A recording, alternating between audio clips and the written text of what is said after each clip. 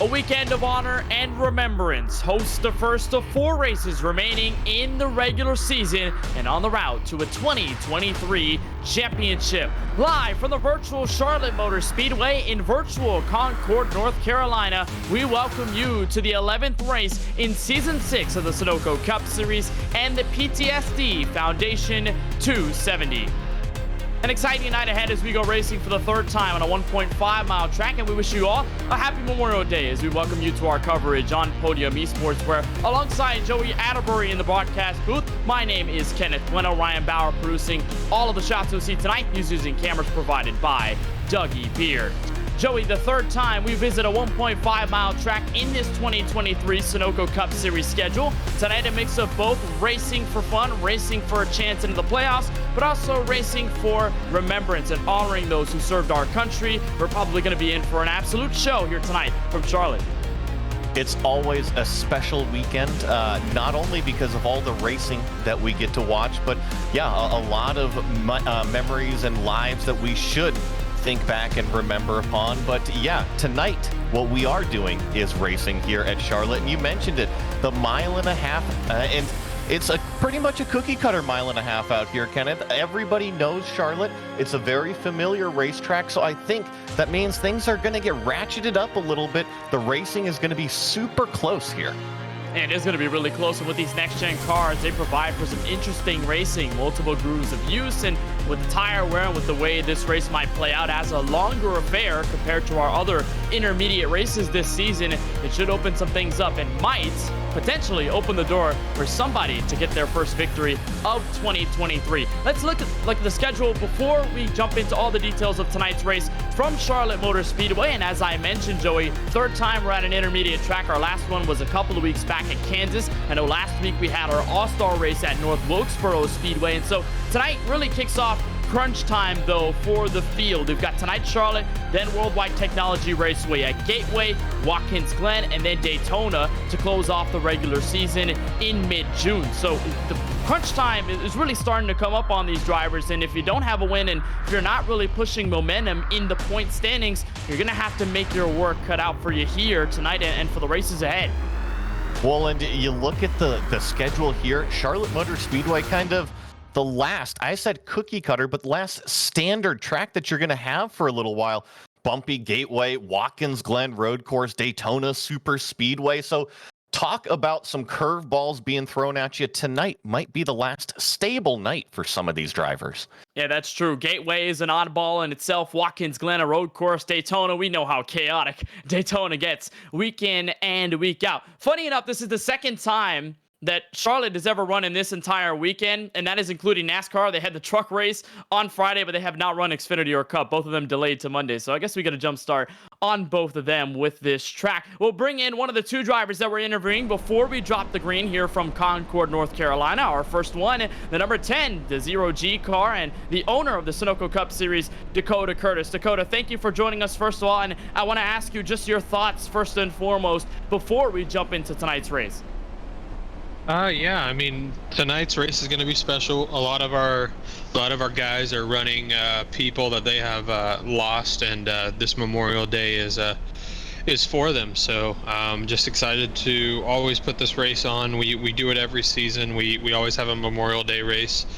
Usually we do it at Indianapolis. This is actually one of the first times that we're doing it at Charlotte, and we're really happy to have the PTSD Foundation sponsor this race again. They usually work with us really well, and they got on here, and PTSD is a big thing for a lot of veterans, and they do a really good job on helping veterans with that. And they're out of Arizona, so that we work with the chapter that's out of Arizona, and they really put emphasis and focus on PTSD, because I mean, we're down to 22 veterans a day, but that number we want to get even lower. So it's definitely true. PTSD Foundation with the outstanding support. And talk to us, Dakota, about the impact. You talk about this series that long have been running Memorial Day races and honoring and remembering those who served and protected our country. How does that matter to you, and how important is this race and this night, this weekend also for you and for the entire driver base? Yeah, I mean, it means a lot to me. While I was in, one of my best friends was in the service with me, Robert Graves. He rides with me every single Memorial Day, and he unfortunately lost the battle to PTSD. And this race means so much to me because I always dedicate this race to him. And he worked really closely with the PTSD Foundation, and they did a lot of great work for him. But unfortunately, he lost that battle, and I always dedicate this race for him. So hopefully, we can get a good finish in his memory. I miss Robert every day, and he's the reason why. I mean, a lot of people in the PTSD Foundation do a lot of work, so I'm very happy to have them on and have them working with our league every single year. So I know that you guys got a QR code. If you guys don't mind donating to them, or if you guys can donate to them with the QR code, and it helps go to support those veterans who struggle with it. So. Yeah, definitely racing with him in mind, and we do have that QR code on the screen. So for those watching, you can donate to the PTSD Foundation. That'll be open all night long in our Twitch chat, and just for the links in general. But Dakota, let's get into the details about Charlotte. I mean, it's a 1.5-mile track. It's the third time you guys in the Sunoco Cup Series visit a track like this. And with these next-gen cars, how does it feel from what you've experienced in practice, and what kind of thoughts are you bringing in come race time? This car is all over the place. So this car, you never know if it's gonna snap loose or it's gonna be tight. It's unpredictable. So 1.5-mile tracks are the perfect thing for this car.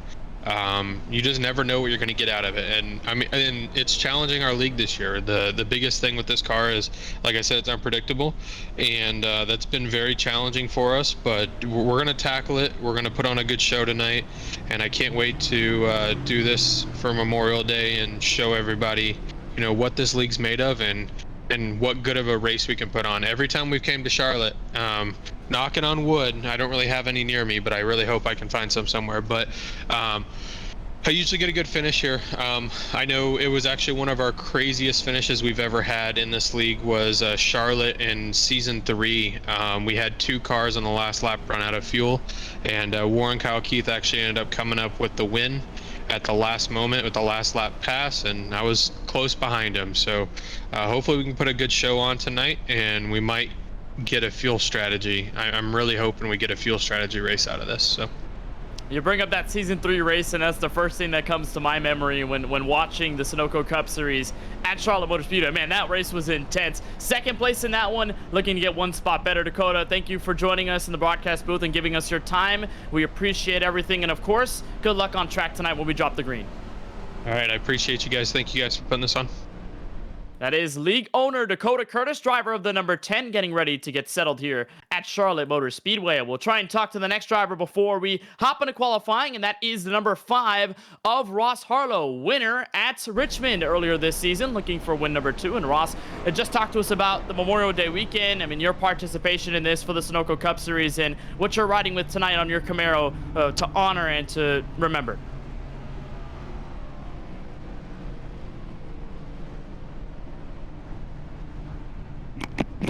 There we go. How's that? There we go. Sorry about that. Had the mic muted. Yeah, of course I got, my primary sponsor is always is Till Valhalla Project, but we got that big Mission 22 shield on the hood tonight.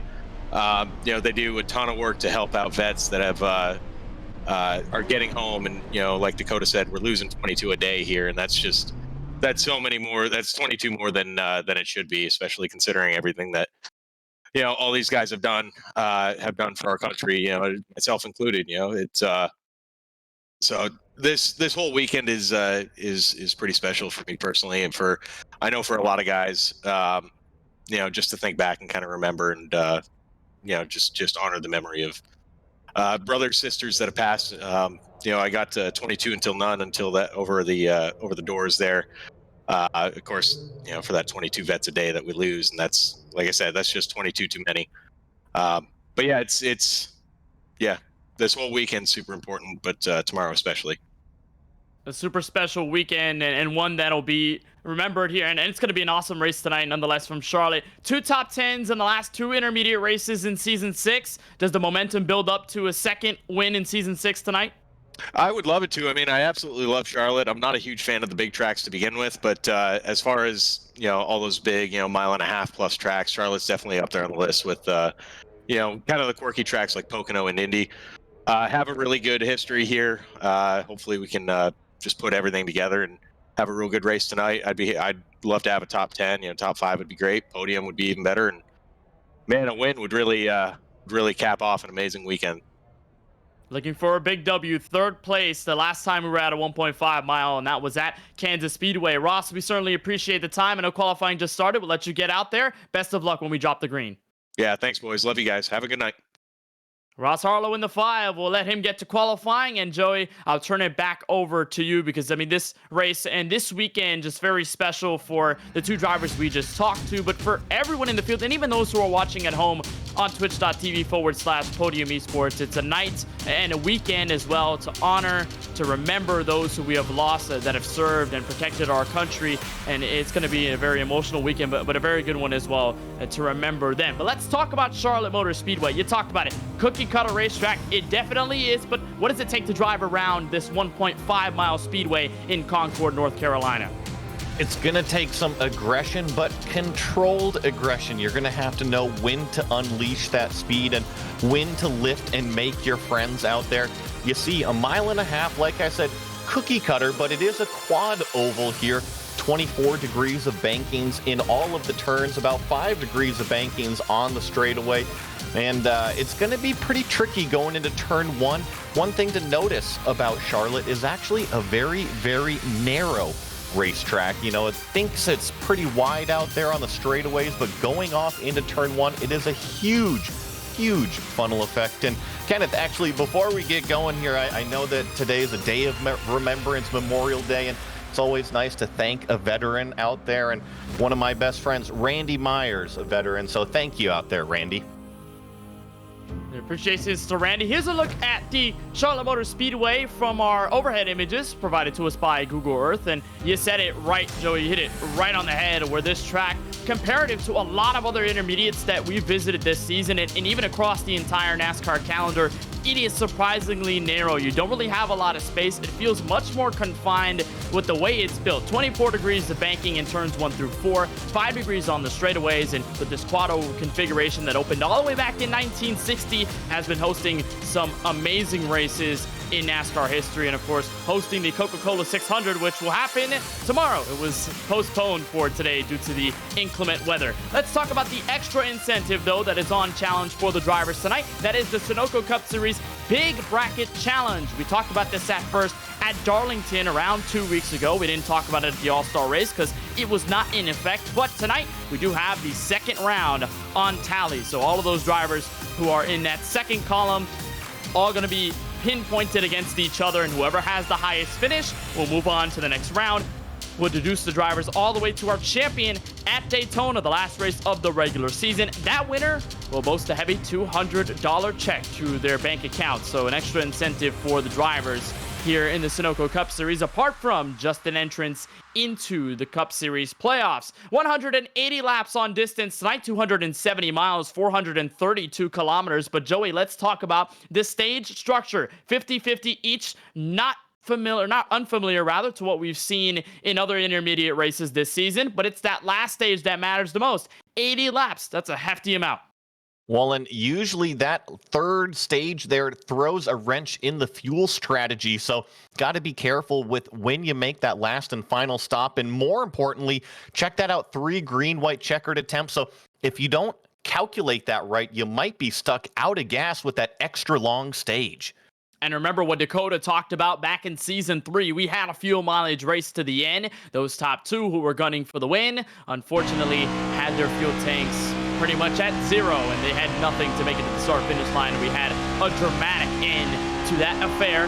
Speaking of drivers, they're on track right now. One of them, Ross Harlow, in the 5 car. We talked about him with 2 top 10s so far in the 2 intermediate races we've ran this season. The 3rd place at Kansas, the 7th place finish over at the Las Vegas Motor Speedway. And here comes the number 5, Ross Harlow. That's his last lap out of the 2, and that is the fastest out of anyone so far, 30.144. But Joey, we'll watch just how differently these drivers get around this Charlotte Motor Speedway to gain as much time as possible right on board with the 30 of Wyatt Brackett. Yeah, and something to note here, we've only had a handful of cars put down their lap time so far, about 7 cars on the racetrack.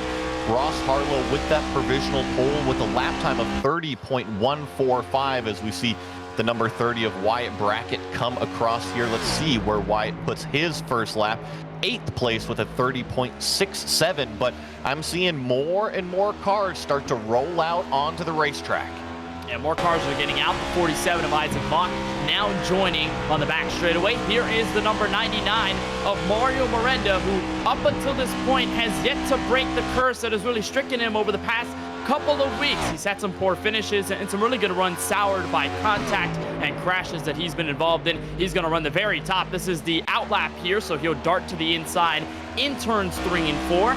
Try to go for a solid lap time. So far, nothing on the board, but as he crosses the stripe, he will land with a 30.654. Good enough for P10 out on the racetrack as it stands, but we should see that second lap be an improvement. Now, one thing that's special on Mario Miranda's machine this evening is his brother on the back bumper of his Ford Mustang. He's got Nick Miranda on the back. It says, congrats, Nick, class 2023, who just graduated high school, so big congratulations to Nick Miranda. He looks like he will head to Texas A&M on a national ROTC scholarship and does plan to join the Army in the 82nd Airborne and then transfer over to the 173rd Rangers. So on behalf of all of us at Podium Esports, a big congratulations to not only the Miranda family, but for Nick Miranda on his outstanding accomplishment. We'll wish him the best in the future. Here is James Kunkel in the 3, crossing over for lap number 2.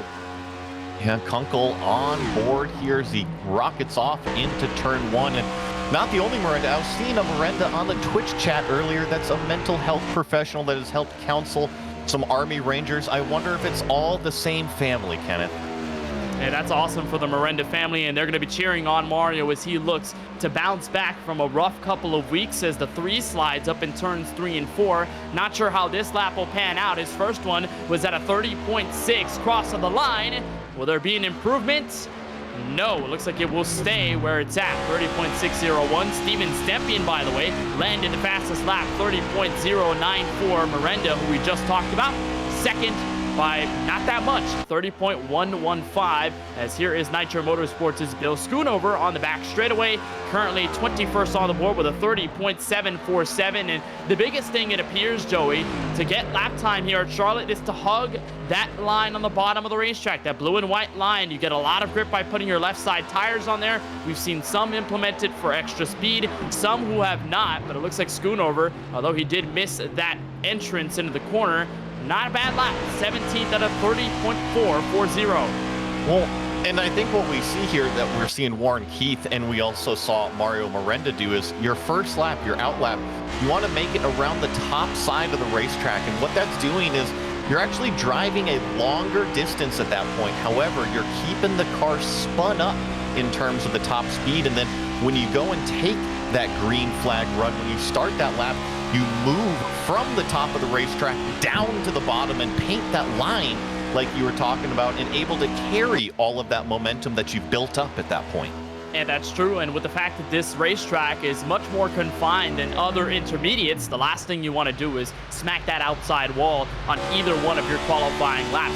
30.144 for the driver of the 24, Warren Kyle Keith, who's back in Season 3, won here at Charlotte back in February of 2021. He only led 1 lap after starting in P9, and currently better on the charts in qualifying from that Season 3 affair. He is P6 with his time on the board. His teammate Justin Winters going to put in a lap of his own, and he also has fallen into some bad luck over the past couple of weeks. We saw what happened to him at North Wilkesboro, got into a crash, and currently on one of his 2 laps, it appears qualifying has just ended though. So it looks like the 88 will not be able to complete his qualifying effort, and so he will be mired back in the field. Let's take it trackside and bring you your starting grid for tonight's PTSD Foundation 270 from the virtual Charlotte Motor Speedway, and it will be the number 96 of Austin Reedy, who will line it up on pole with a 30.058. Steven Stempian to join him on the front row in the 81 car with a 30.094.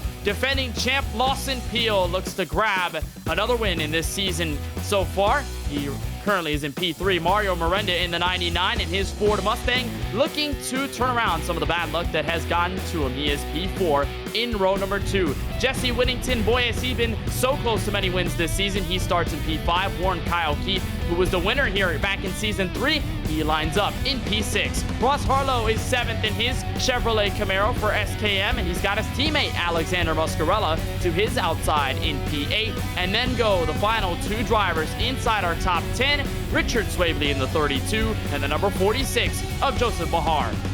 Then in 11th, we have Dakota Curtis along with Aaron Adcock here in 12th. Then row 7 brings us Travis Stevens and Justin Erb in the 14th place position. Then we have Austin Shoemaker in 15th alongside Kip Easley. And then also have Garrett Brown here in row 8. Looks like Isaac Mock and Chuck Phelps in row 9. Then a couple more here, Chris Progar and Brad Fulham in the number 19. And then goes Brandon Banks, who lines up the inside of row number 11. He's got Bill Scootover to his outside in P22. Parker Bland in the 18 rolls off in P number 23. Sean Kalist is 24th on the outside of row number 12. James Kunkel in the 3 car will be on the outside of the number 23. Aaron Adcock, winner at Talladega earlier this season. Dustin Reeves is inside row 14. Wyatt Brackett in the 30, looking to come all the way back through the field, starting where he's at row number 15 to complete your top 30. Those 2 who did not put a time in qualifying, Judd Danielson and Justin Winters. And then go the final handful of drivers in this field, Casey Knighton included in the group. And we also do mention Gary Sexton, who looks to be starting in P32. But it's a beautiful evening here in Charlotte, North Carolina. Track temp at 81 degrees, 77 degrees in the air, partly cloudy with winds to the north at 2 miles an hour. And Joey, just before we grab the green flag tonight in race number 11, what are the keys to getting to a victory here in this longer 1.5 mile race? Keep it clean out there. I mentioned how narrow this racetrack can be, especially off of the start. Don't try to win it all going into turn 1. Take a lot of patience and a lot of discipline to get to the win. We'll see if we find a brand new winner in Season 6 or whether some of the drivers who have found luck earlier in the campaign do it all over again. Austin Reedy and Steven Stempian, those first 2 to lead us to the green. We're underway in the PTSD Foundation 270.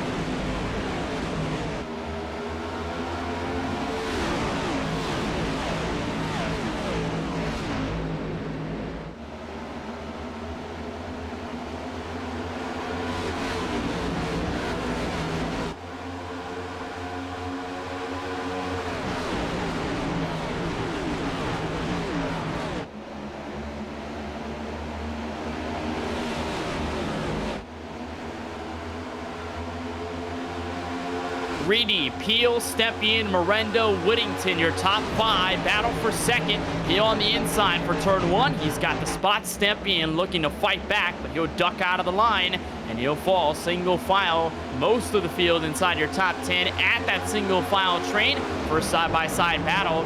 Right outside of it, we saw Richard Swavely and Joseph Mohar get into a little bit of a scuffle for the spot, but it looks like that will settle out. Ross Harlow on the outside of Jesse Whittington. That also goes through single file, but Reedy leads lap number 2. Yeah, right now it's Reedy, Peel, Stempian, Miranda, Whittington as your top 5, and starting to see a second groove kind of come into play here. That's Lawson Peel making the top lane work around Austin Reedy. We're going to see if that momentum can carry here in 3 and 4, really using the middle lane versus down low. He's going to try and pinch that number 96. He's got the nose ahead in his Chick-fil-A Camaro, and it looks like he will lead this lap as we cross the line for lap number 4. These were 2 of the Titans that we saw go at it with each other at Kansas Speedway a couple of weeks back, where Peel led 127 laps to get his first win of season number 6. And Austin Reedy fell all the way back to 8th in that last stint. They are still even door-to-door entering turn 3. Give the spot back to Reedy, and here comes Stempian to fight back for second.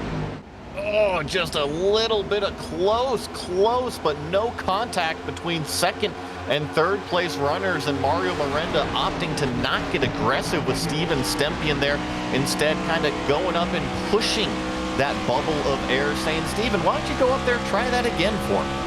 Oh, we'll see. With that contact, kind of eerie in that sense, and you're right on board with the number 81 of Stempin and hogging that very bottom in turns 3 and 4. That's probably where we're going to see a majority of the field run, especially as the tires wear. You don't really want to flirt too much with that outside wall and then get into it once the right front starts to cook itself alive. Aaron Adcock, Justin Erb, those two side by side inside the top 13.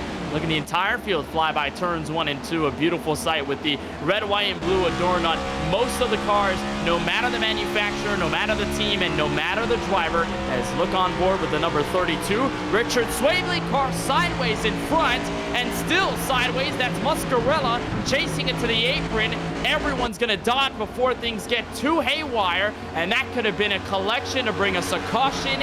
It does not. Muscarella with a whale of a save.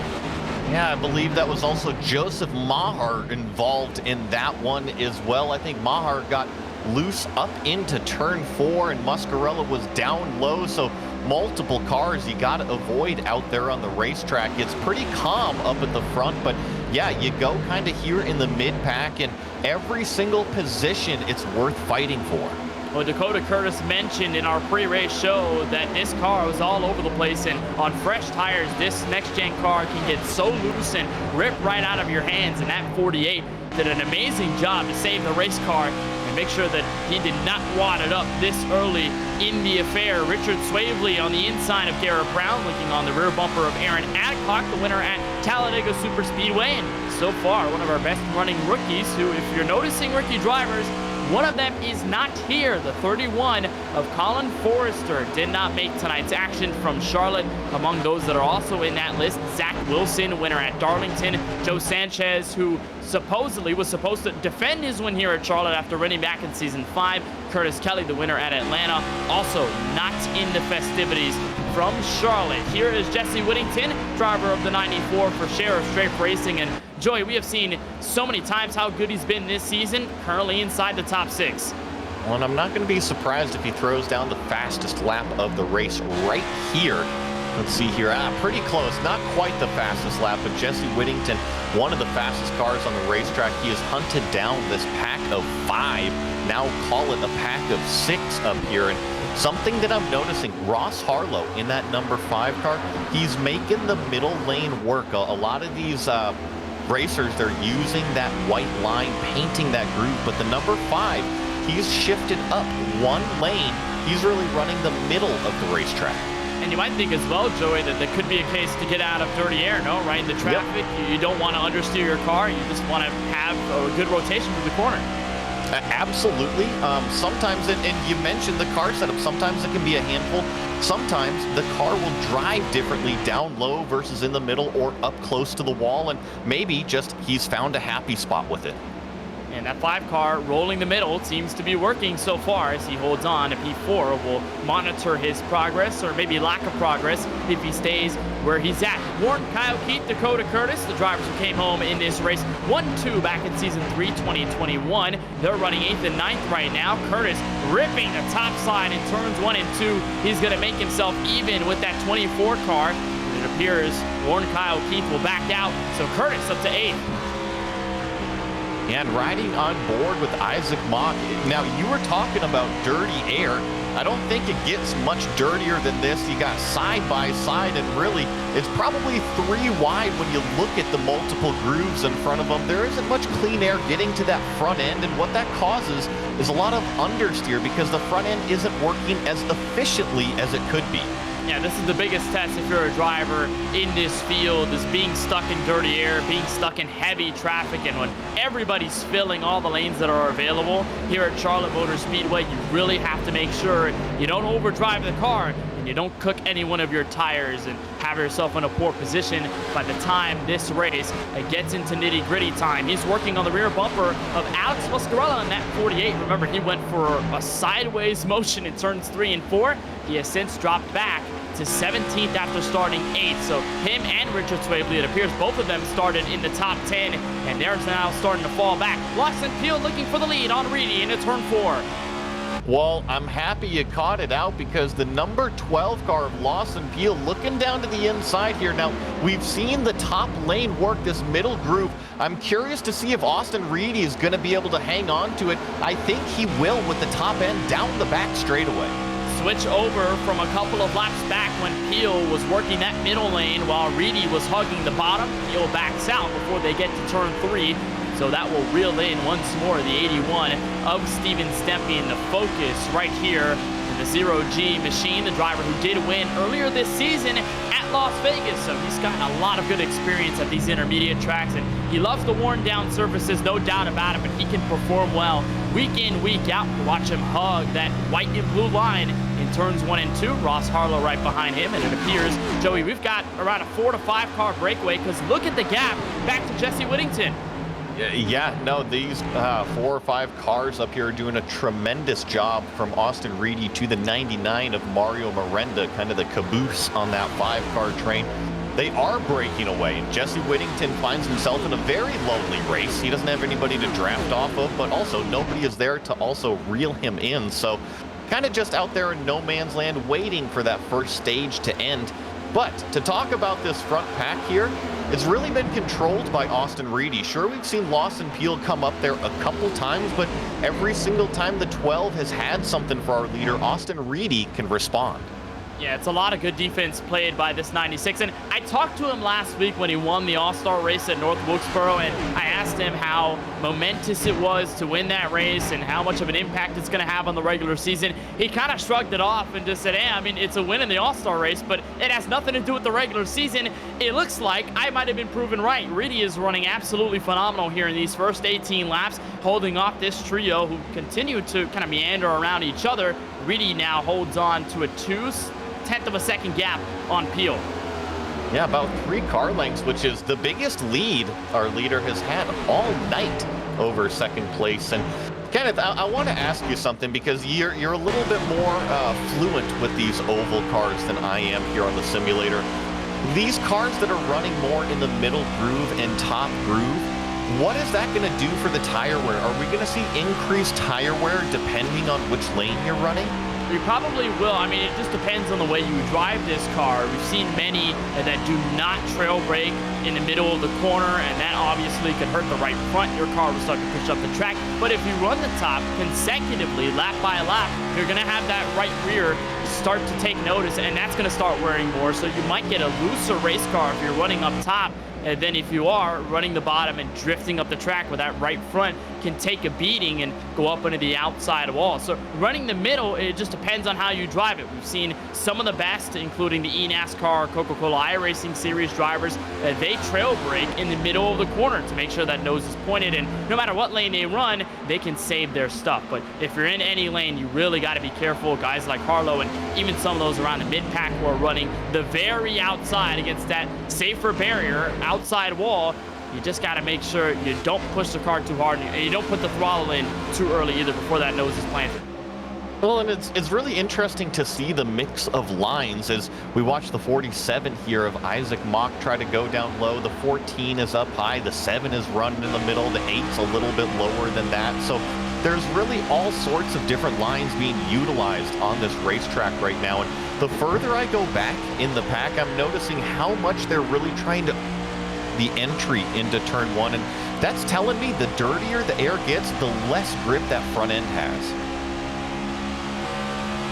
Yeah, that's true, and you're watching it just unfold over the first 22 as we approach halfway in stage number 1. Remember, we'll have our first caution there at lap number 50, as here is Chris Progar trying to fend off a gaggle of cars from 13th on back. Kip easily looking to the inside. Austin Shoemaker, Isaac Mock, the 47, and then we talk about the 48 of Alex Moscarella, who started this race inside the top 10, has since fallen back to where he's at. Travis Stevens, Brandon Banks, around those inside your top 20, and then tailed by Parker Bland in the 18. Now talk about the 32 for SheriffStrafe.com Racing. He was with this group at first, but got into contact with the 14 on lap 21. We'll see if we can get another look at it, but he did get loose after making that contact, dropped to the bottom, let everybody by, and so Swavely does escape with no damage on his Camaro, but the damage comes in the form of track position down to 22nd.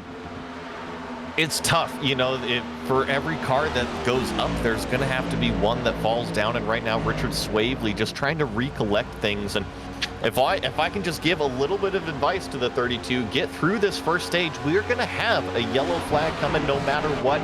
Just regroup out there. You're going to have another shot at it. And are you expecting, Joey, as we run this race green, at least with the way it's gone so far, are you expecting the carnage to most likely come out of this, where everyone's separated, drivers may make mistakes, or do you reckon it probably will come after restarts if more cautions fly? Well, typically, cautions breed cautions. That's how they multiply out there. Usually when they get a little bit more spread out like this, what I'm expecting to see is maybe the cars slip and sliding around more and causing accidents on their own, rather than the big one when everybody's piled up on a restart. And that's true. And when the cars are on cold tires, they are really a handful to drive. You watch Aaron Adcock in the number 23. He's got a good look at the battle that's developing right in front of him. We just saw Warren Kyle Keith and Dakota Curtis both go side by side, and look off the front of the 23, the different line he's taking. He is not hucking the painted line on the bottom of the track. He is about half a lane to almost a full lane up on that line, and just trying to get a bit of the clean air as Justin Erb is pretty much right in front of him for that last spot. Inside the top 10, the 24 pulls away, on board with the 10, and here comes Erb.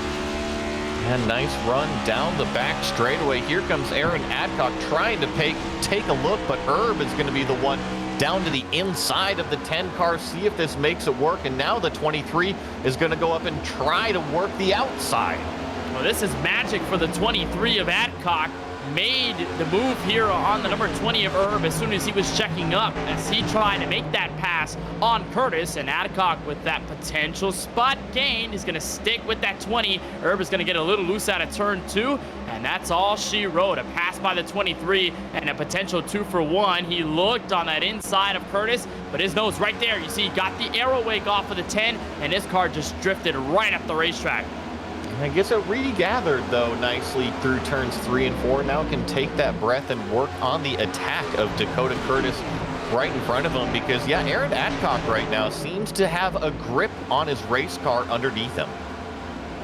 It really does. And you watch further up the road, the 24, Warren Kyle Keith, continues his progression through the field. He fell back after starting in P6, but now up to 7. Just got around that 46 of Joseph Mohar. So the 24 continuing a consistent run right now with about 20 laps to go until we get to the end of stage number 1. Further back to the field, this is the 75 of Charles Phelps. He is 26 at the moment, started 19th, and looking onwards to Justin Winters in the number 88 car for SKM, trying to attack on the 85 of Judd Danielson. And at this point, Joey, you're in the middle of a run. You're mostly single file. If you're not in a side-by-side action with somebody, what's going through your mind? Is your mind just flirting towards the being consistent focus factor, or is it really just thinking about anything else? This first stint, I've got the notepad out. I've got the pen and paper out. You can drive it as soft or as hard as you want, but take notes, because it will repeat later in the race. Now, I know the sun is going down. It's getting a little bit cooler. Things should pick up in terms of speed, but this is your first true run in traffic, and it will repeat itself. So learn from it and then apply that later. Let's say if it gets tight on you, maybe conserve a little bit of front tire next time. Yeah, that's true. With the fact that we do have fixed setups here in the Sunoco Cup Series, you can't make a lot of adjustments on pit road. The only ones you can make is maybe some brake bias, and you can change a couple of things, but you really can't alter the handling of this race car. It really comes down to the driver. We're watching a fantastic battle around the top 20, or at least the latter half of it, because Chris Progar has been playing Hall of Fame lockdown defense on this entire group. You watch Parker Bland in the 18 as she gets a nice look out of the Chevrolet Camaro, and look at the amount of cars in front, side by side, all over the place. Well, and Parker Bland's kind of got the perfect view of it, sitting there in his virtual reality in his rig. Right in front of him is the 54 of Brandon Banks. He's working the top side in that red, white, and blue themed car. Then you got the number 2 of Travis Stevens, but you called it. It's really Chris Progar in that number 7, now getting freight trained on the bottom. Here comes the 18 ripping the top, following in the 7's footsteps. The 2 going to maintain the middle on the bottom end of the racetrack, and they're going to creep in on the 8 machine of Kip Easley. It appears none of them have been able to escape each other. They are all over each other's back bumpers, quarter panels, you name it. Some amazing racing late in stage number 1. Yeah, and look at this. Now Parker Bland working the top side of the racetrack, getting that momentum going. Now going to take a look down to the inside of the 8 of Kip Easley going into 3 and 4. And Bland started back in P24, and she has miraculously worked her way up to P20, and now maybe 19th on Kip Easley. So a lot of good news for that red, white, and blue Chevy Camaro. Here's the look ahead. Mario Miranda outlining the top 3. It appears he just got around the number 81 of Steven Stempian, so the 20G Mustangs in line with each other. And what I've noticed, Joey, is that the top 5 breakaway has broken up in itself. We saw Austin Reedy, Peel, Miranda, Stempian, and Harlow all within a blanket, but you take away Harlow from the equation. Reedy and Peel started to pull away in their own right, so now the field is severely thinned up and around your top 5 area. Now, this is kind of answering a question that I was wondering about, Kenneth, because I was wondering about tire wear. I was wondering about the different grooves on the racetrack. And if you remember the 5 of Ross Harlow, he was making a lot of ground. He was up there into P4 at one point. But let's try to find the number 5 car now. He's fallen all the way back to where Jesse Whittington was. Maybe that's some tire wear from that middle groove coming into effect. Yeah, it is, and it's the complete opposite from Kansas a couple of weeks back, where while everybody was running the high side, that 5 was stuck to the bottom as Whittington catches the outside wall. Wanted to make a pass on Harlow there at the exit of turn 2, and going to look for the top here in 3 and 4.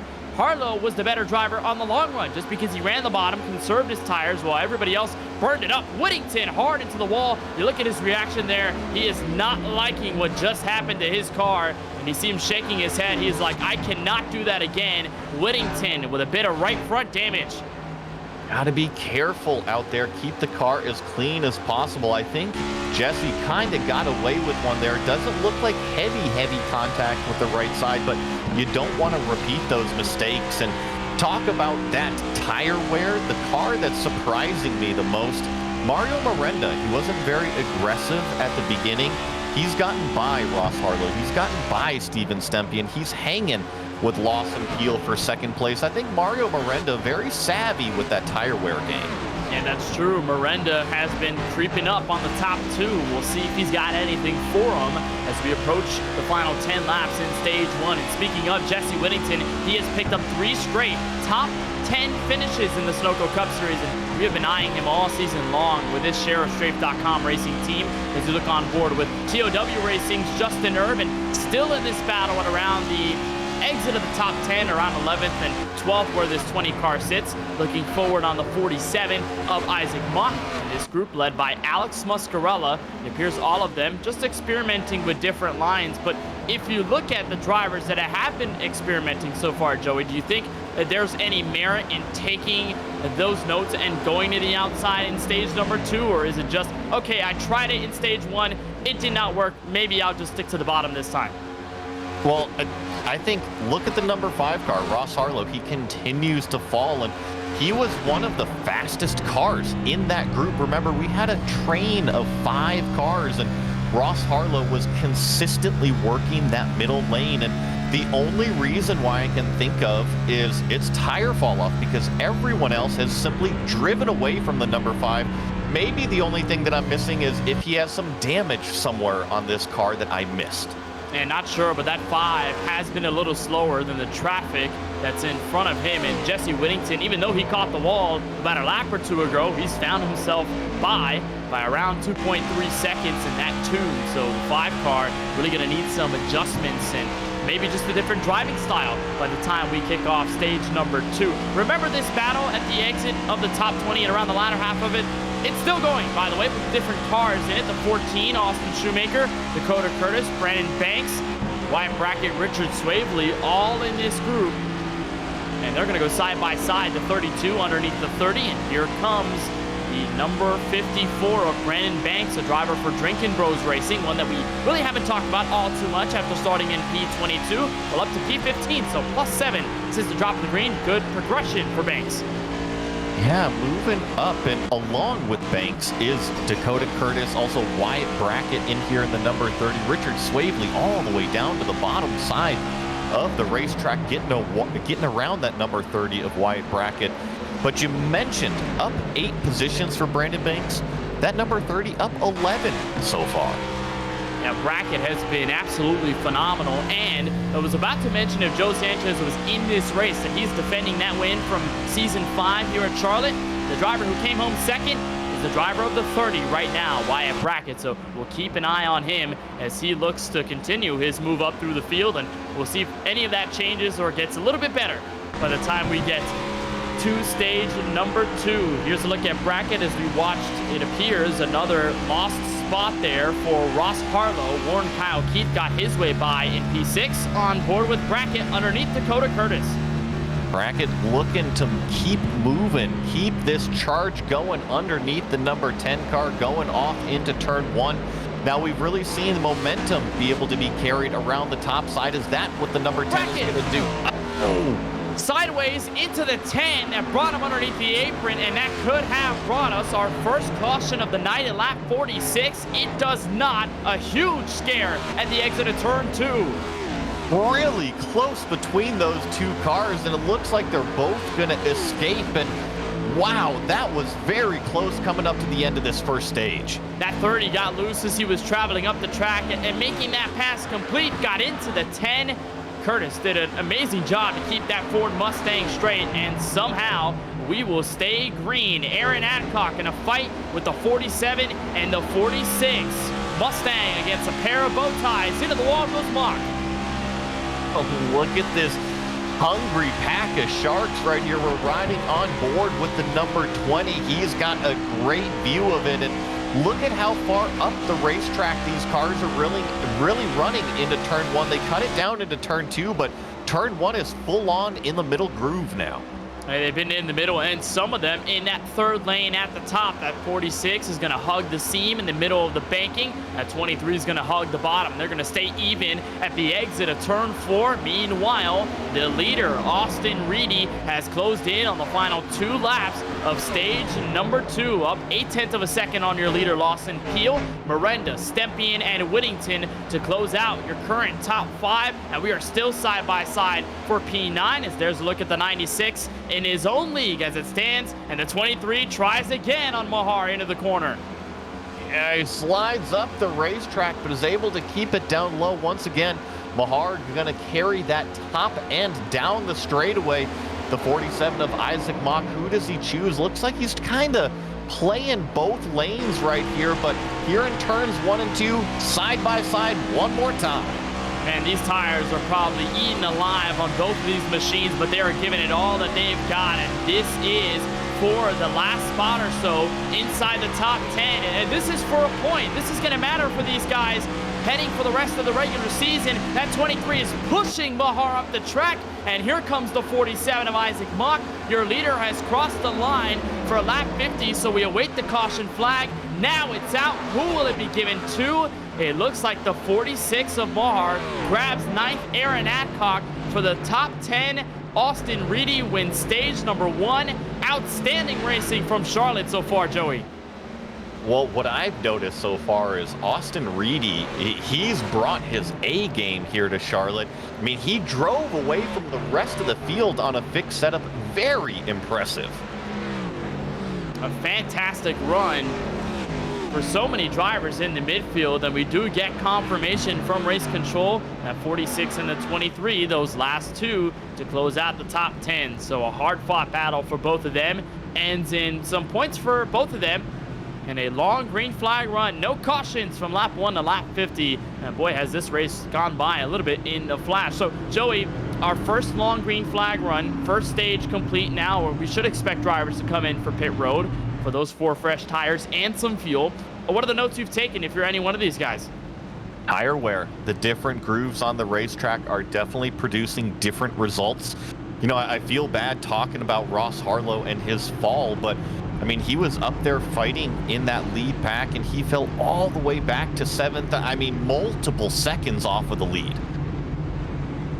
And tire wear being such a huge factor here at Charlotte, and although it does not look like the most abrasive of surfaces, it does eat up your tires in an instant if you treat this car a little wrong and if you don't treat this track with a little bit of respect. Leaders on pit road as it stands. Looks like all of them going to take 4 fresh tires and some fuel, so general consensus at the feeding zoo. Everybody's in. We'll watch if that 96 holds on to the lead or if anyone else takes advantage. Close quarters by the 12 of Peel, but Reedy wins the race off pit road. Miranda, Stempian, and Whittington to close out the top 5, so around the same margin of drivers, and Ross Harlow going to stay back in 7th. I liked your reference. It kind of reminds me of like a watering hole, like a fuel trough that everybody's coming to take a sip of. Yeah, that's true. All of them coming in for some service. Stage 1 complete from Charlotte. We continue our coverage of the PTSD Foundation 270 here on Podium Esports. The unseen wounds of war have a name: PTSD. Veterans continue to suffer rather than ask for help. We can only imagine what has happened, but we see the effects. They've carried many burdens. Asking for help shouldn't be one of them. PTSD Foundation of America Veterans Line. They answered the call. We answer theirs. PTSD Foundation of America. Find out more today.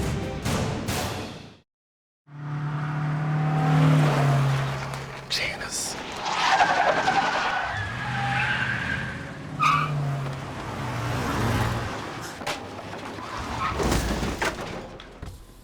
What's up, Doug? Hi, Cheryl. What got into you? At Sunoco, we know how to fuel peak performance. We've been doing it for American racing for over 50 years. Fuel your best. Fuller. Yeah. Needed F-150 for Smith build. Got it. Yesterday. I know. Don't forget my BMW. Gotcha. Check this out. All the major online automotive sites in one place. BMW, done. F-150, done. How's he do it? I can search nationwide, even those classified sites. Auto Tempest, all the cars, one search. That's how I do it. Hi guys, today me and Moose welcome to my extremely formal presentation of my 2 latest creations, the MPI Sync Chassis and the MPI Foldable Stand. When I created the MPI chassis, I wanted to have everything included. What it means. So in the MPI chassis, I wanted to have everything you need besides the electronics. So it has the keyboard tray, mouse tray, adjustability, TV stand, computer stand, super stiff pedal assembly, a seat that if you want, if you don't have a lot of space, you can fold it. If you have limited space, I solved your problem. The MPI wheel stand, you can use any component you want on it, and at night, fold in half, very limited space, and you can put it away. You can use your own chair, your own TV, problem solved.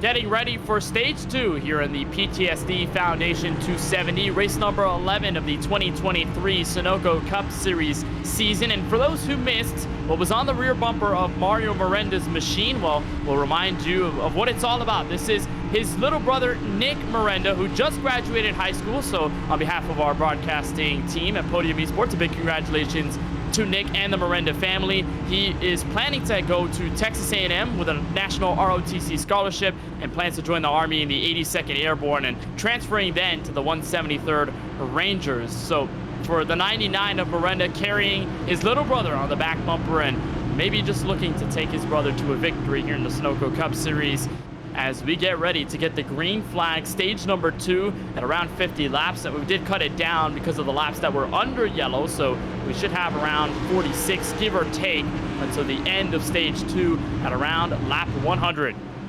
Austin Reedy, Lawson Peel, the 96 and the 12, 2 of the strongest cars all night long, take us out of turn 4 and back to the green flag.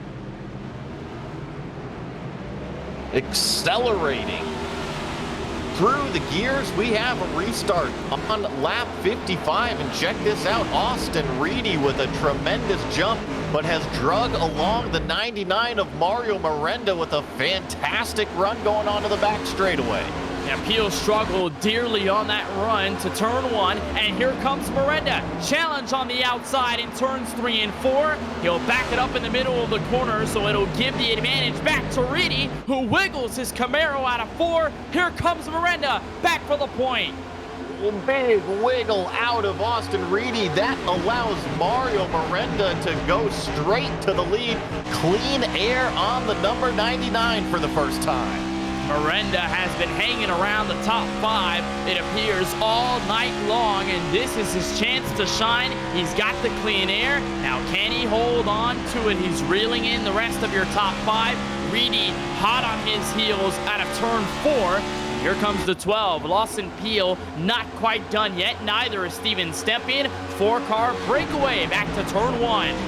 I tell you what, Kenneth, Austin Reedy flirted with the wall coming off of turn 4 that last time. A little bit safer going on to the back straightaway, but we got to remember, this is the first time that Austin has had dirty air. And that's true, and if you're that 96, how much do you have to adjust behind the wheel to make sure you don't lose your front end and make sure you stay where you're at within striking distance? You gotta be careful. It's all variables out there on the racetrack. And the other thing I'm seeing here, we're seeing Austin Reedy move to that middle groove on the racetrack, and that may pay some dividends right now, but a word of caution. Look at the 5 of Ross Harlow. It did not work out on the long run for him last time. It did not, but it's a double-edged sword. If you use it at least once in the middle of 2 corners, you probably get away with keeping your tires intact. And that 96, if you recall, earlier in stage number 1, held on to that middle lane against the 12 of Lawson Peel, who was looking for the lead on the inside. And you saw Reedy flirt down there to get under Miranda for a quick second, but did back out at the end of that top 4, half broken away. Jesse Whittington might be under fire from Warren Kyle Keith for P5. As here comes Reedy back down low. A little bit of deja vu from what we saw. Kind of a 4-car breakaway, as you called it. Austin Reedy now moving down to the inside, going down into turn number 1. The number 96 wants the lead back, but Mario Miranda going to continue to fight on that top side. And the one thing that I was going to comment on, Mario was so good with the tire conservation in the first stint.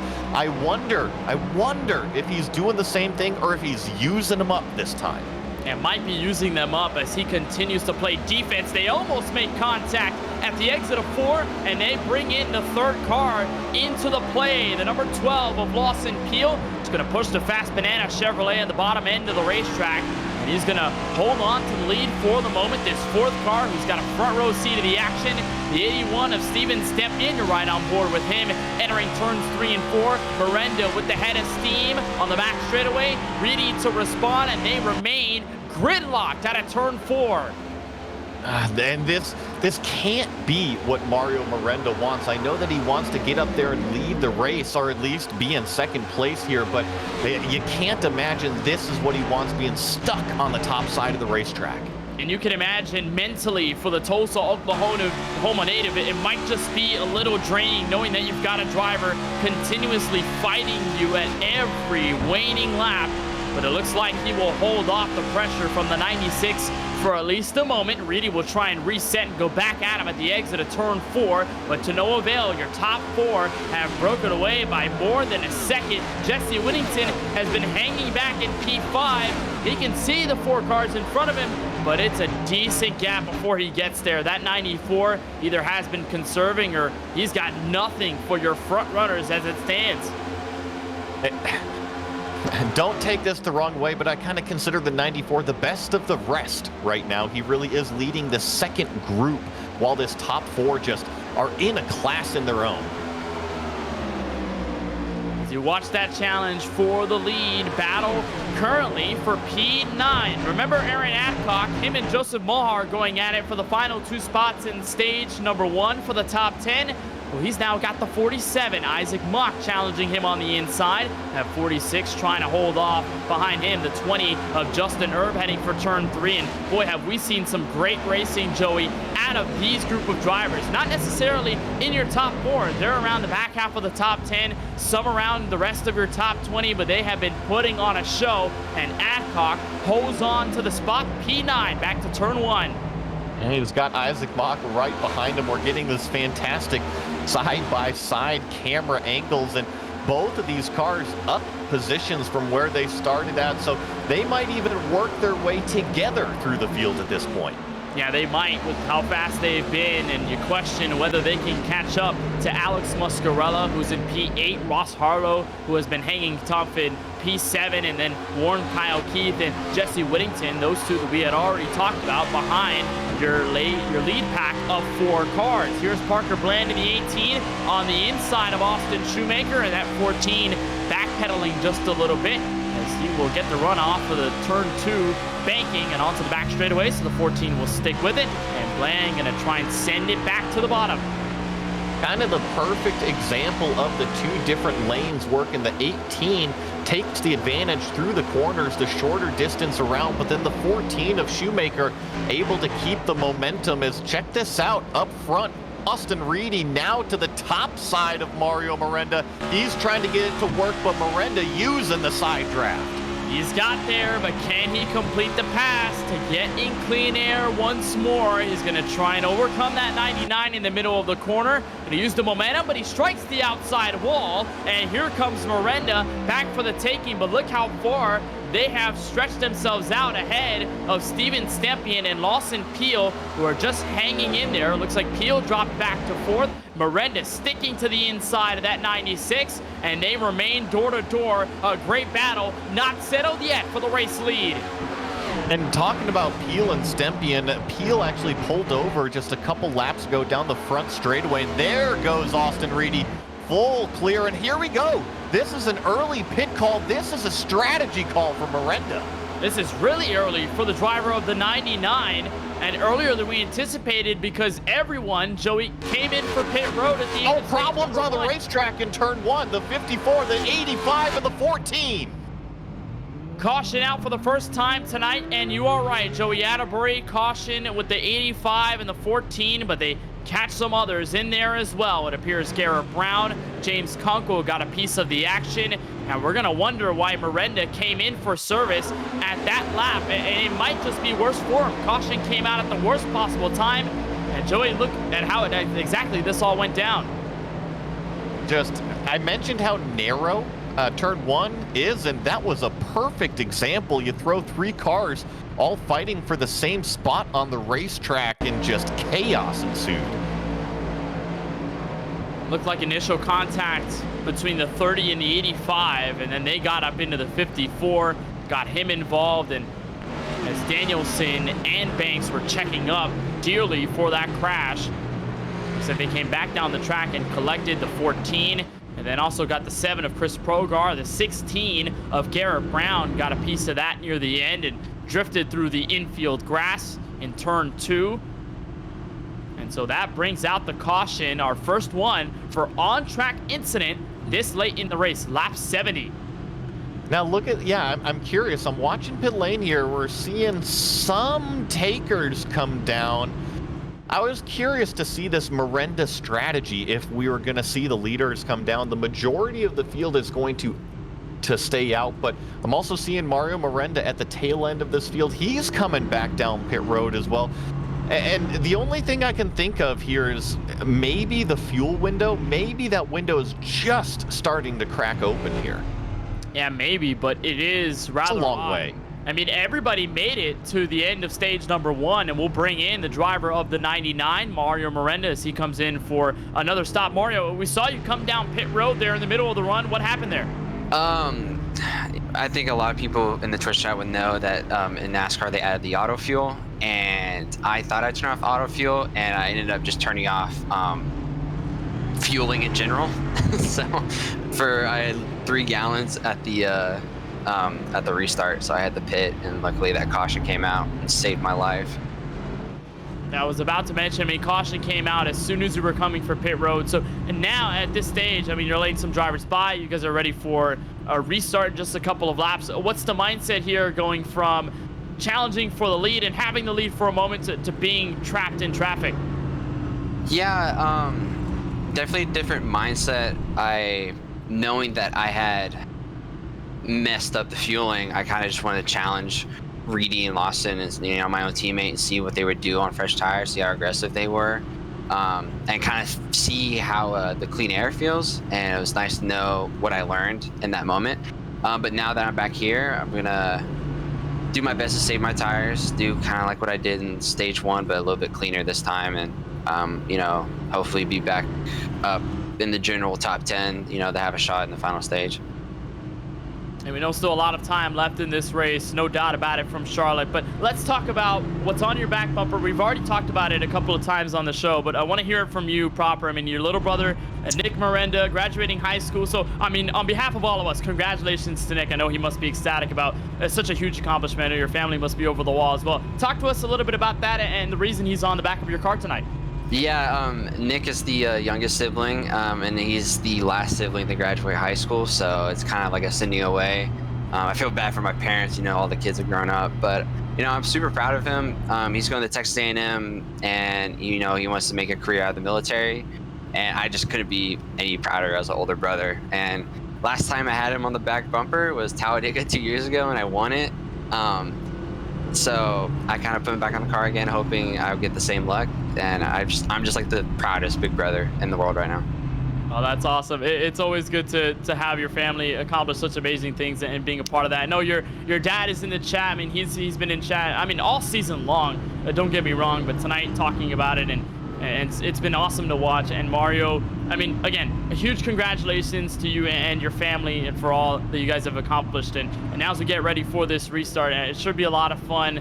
As we'll send you back. I mean, we'll let you get focused. We'll let you get back for the green. Thank you for joining us. I appreciate it. Thank you, guys. All right, Mario Miranda getting ready for the green flag here as we take a look at our entire driver wall. And there's Miranda there on the top left corner, so him in his bedroom. He looks the smallest, Joey, just because of the distance of the camera. Everybody else looks rather just average, you know, good headroom, good lead room. He's just all the way in that little corner.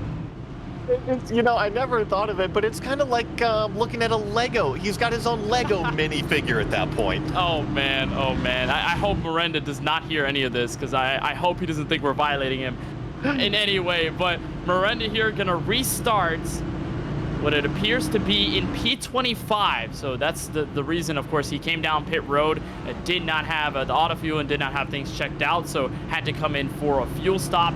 And it looks like he'll drop further, so he'll put himself to 26 when we get the green flag. But meanwhile, your front row going to be led by the number 96 of Austin Reedy, the number 81 of Steven Stempian, and then Lawson Peel, Jesse Whittington, those doubled up in row number 2 behind your leaders, ready for the green. And this 96 has been awfully fast all night long. That 99 has been the only driver other than Lawson Peel to put a challenge, so we'll see if anything changes with this 81 now in some clean air on the top side. Pace cars down, lap 74 ready to be underway, and nightfall progressing here at Charlotte Motor Speedway. Green flag once again in the PTSD Foundation 270. A good jump from Austin Reedy out front, but Steven Stempian in the outside line gets a fantastic restart. I would say Lawson Peel in the number 12 was the car that struggled to get going, and right now it's Jesse Whittington drag racing him down the back straightaway for what is third.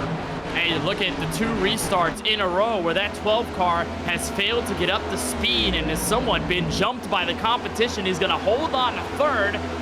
So far, your top 8 or so, all single file, make that Aaron Adcock and Isaac Bach going at it once again for position in a turn 1. Stempian creeping up to the back bumper of Austin Reedy, but that 96 maintains control on the back straightaway. Now, Kenneth, I'm curious to see the 81 up front here. He got by Lawson Peel in that previous green flag run, so we mentioned Mario Miranda, the only car to go up there and challenge the 96. I think the 81 might be the next contender. he might be, and he's been so good at tracks like these, but he's got the 12 right behind him on the outside lane. Your defending series champion is trying all that he can to get back in contention for the top 2. He's got a good run out of the second corner. Here comes Steven with a run into turn 3, a nose underneath for the lead. And look at how comfortable Austin Reedy is on that outside lane. He says, yeah, sure, you can have the bottom. I know it gets choked up coming off of turn 4. Now he's going to get some help in the form of the number 12 coming to push him down here into turn 1. A little bit of deja vu, but this time it's the 81 down low instead of the 99. This 96 has not had a moment to relax since stage number 1. He's got 2 of the Titans in this series right behind him going side by side. And you look further back, don't count out Jesse Whittington and company behind him. They might have something to say if these guys go side by side for a little too long. Here's Peel on the top of the 81. He's got second into turn 1. Yeah, he's trying to clear Stempion on the low side.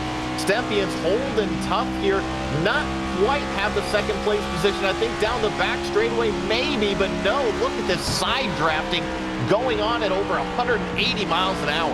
These are the 2 drivers, Joey, that finished 1 and 2 at Kansas Speedway a couple of weeks back, and they are duking it out for that second place position as Jesse Whittington patiently waits and watches. The anger right in front of him, the 94 closing in on your podium spot. This is the best that Whittington and Harlow have run since the beginning of the race. They have really lost touch with the front pack these previous green flag runs. So I wonder if it's just the multiple grooves that are being used. Oh, got yellow flag on the racetrack. Caution out. It appears Sean Kalis is in trouble. The 43 about stalled at the apron. And that will bring out another yellow for incident on track, and it appears it was contact with the 10 of Dakota Curtis on the back straightaway. And here's a look, Joey, at how it all unfolded. Watch the 43 and the 20 here coming up onto the back straightaway. The 10 as well down low. Oh, that's tough, you know. I'm not really sure how to call that one. That one happened pretty fast. Yeah, really quick incident there.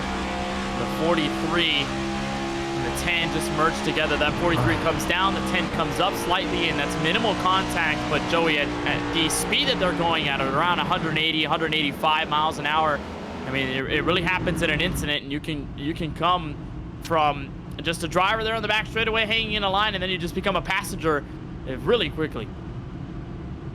And see if there's any takers down pit road here. No, it looks like the majority of the cars are going to stay out onto the racetrack.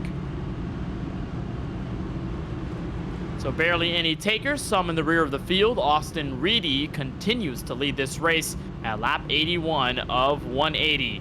Just a quick reminder that our coverage of the Sunoco Cup Series and the PTSD Foundation 270 is brought to you by the PTSD Foundation of America. They aim to bring hope and healing to combat veterans and their families from the effects of combat-related post-traumatic stress, using a collaborative and whole-person approach to make a life-saving impact on the entire veteran community.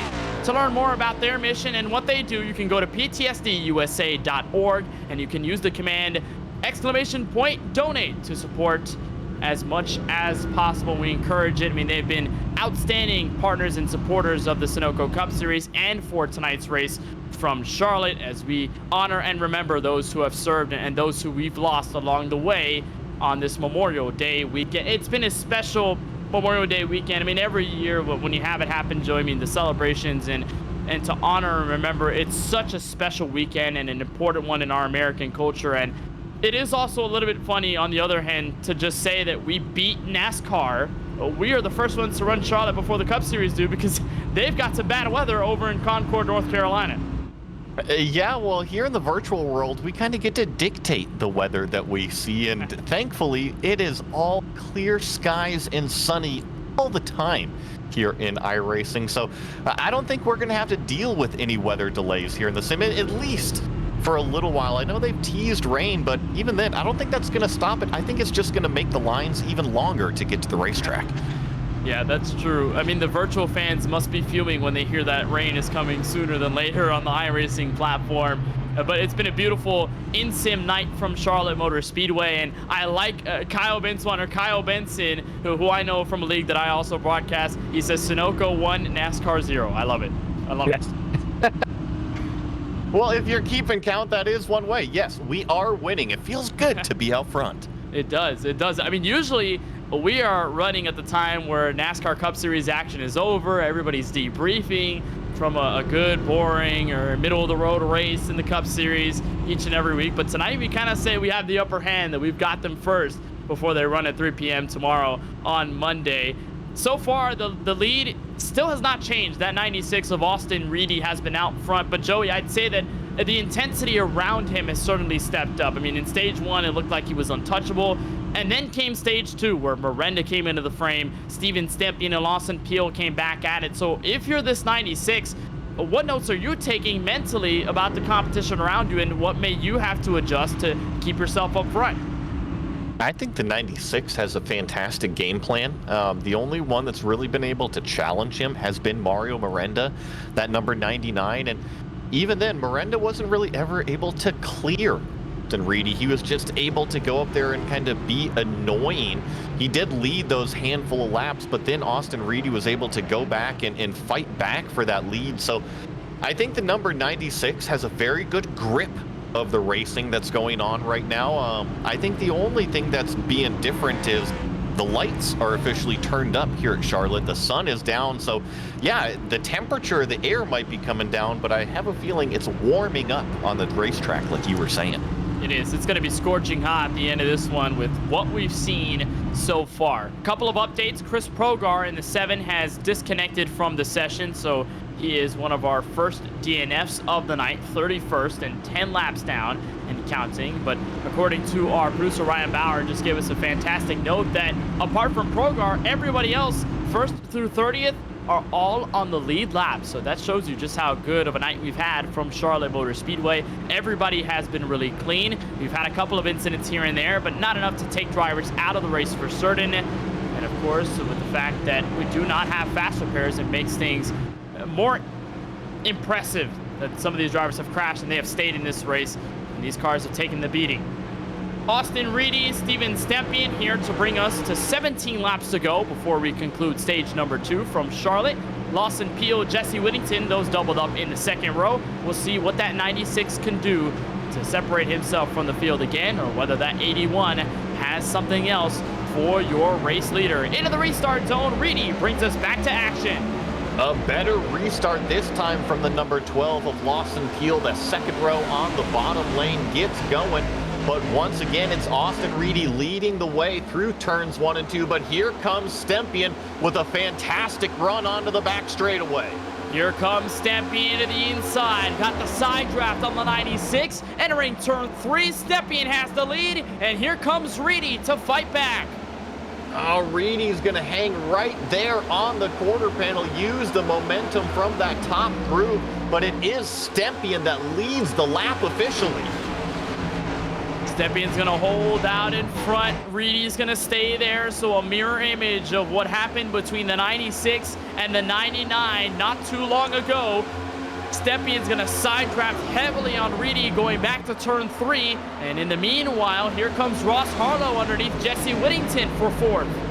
Now Ross Harlow entering back into the mix of our lead group. He fell off a little bit earlier on, but now charging back up to the front. It's still side by side, kind of like pace laps, but at 170 miles an hour between our leaders. It is so close between your top 4 or so, and really the first time, Joey, I'd say all night long, that we've had the top 5 or 6 all closed in under a blanket. We've seen more separation between these guys as the race has unfolded, but really they're starting to coordinate back together. And I wonder if it has to do with the lights being turned out here at Charlotte. Typically, the air temperature comes down, but what that means is the grip on the racetrack comes up and the cars come alive. Stempien gonna clear Reedy off of 2. Stempien, yes, he's gonna get in front of Reedy, so a new race leader in this PTSD Foundation 270. Steven Stempien sees clean air for the first time tonight. Terrific move. And I mean, it did not happen in one lap. That took 6 laps to complete the pass for the number 81. And check this out. Now Reedy's getting challenged by Peel on the low side. Reedy is getting freight trained little by little. He's going to hold on to the middle groove. He will get into the wall. So will Peel. Both of them in synchronizing motion. And here's Harlow. Harlow's going to take advantage of that slip up from Austin Reedy, now down to the inside, but the 96 hanging tough off of turn number 4. Kenneth, I wonder, all that laps on the top side of the racetrack, I wonder if it's biting Austin Reedy. It might be, and that touch to the outside wall certainly doesn't help because he gets so much understeer. It overheats that right front, and you have the possibility of getting your toe link ripped off if the contact is hard enough, or just getting any bit of damage on the right front at all. Here's the 5 on the inside, the 94 of Whittington on board with him as he watches the battle continue for third. Jesse Whittington now going to go to the outside of Ross Harlow as you see Austin Reedy finally clear the number 5, but that forces the 94 to the top side of the racetrack. See if he can carry the momentum off of turn number 2 and get past the 5 of Ross Harlow. The 94 is going to stay in front of the 5. They'll single file out and watch the driver who is settled into P6. Remember that early fall off by Alex Muscarella for SKM after starting in P8. Well, now he's got a shot inside the top 5. The 96 falls back. Quartet back to turn 1.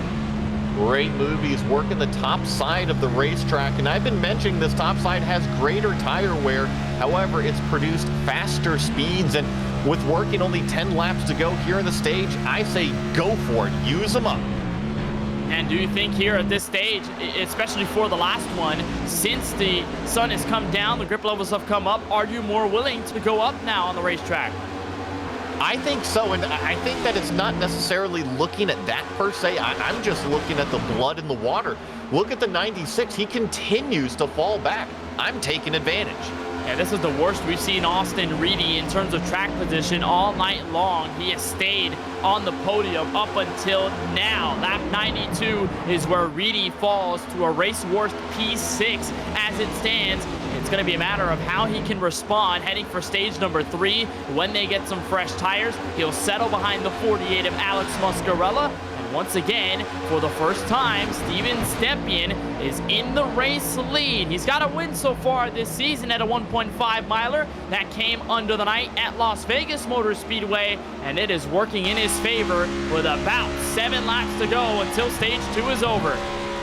Stepien just pure concentration out in front of this field right now, and I really think that being the lead car here tonight, I think it's paying huge right now. That clean air just allows you to put the car where you need it to, and that helps with the tire wear.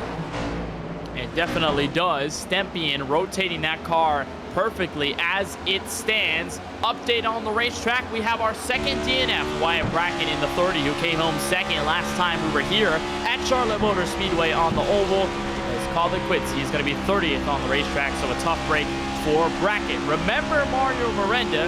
We haven't forgotten about him quite yet. He started back in 26 on the last restart. Here he is, Joey Atterbury inside the top 10. You cannot take the fight out of Miranda. He continues to stay relentless, whether you give him the beneficiary or not. And he's going to go to the inside of the 20 of Justin Erb. However, the 20 has the slipstream in front of him. Going to be a little bit of a battle. But the one thing the 99 has is fresher tires than all of the cars around him. Now, I looked up just a couple laps ago. Oh, hard into the wall from Miranda. I wonder if that's going to cost him at all, but he has been on a serious charge.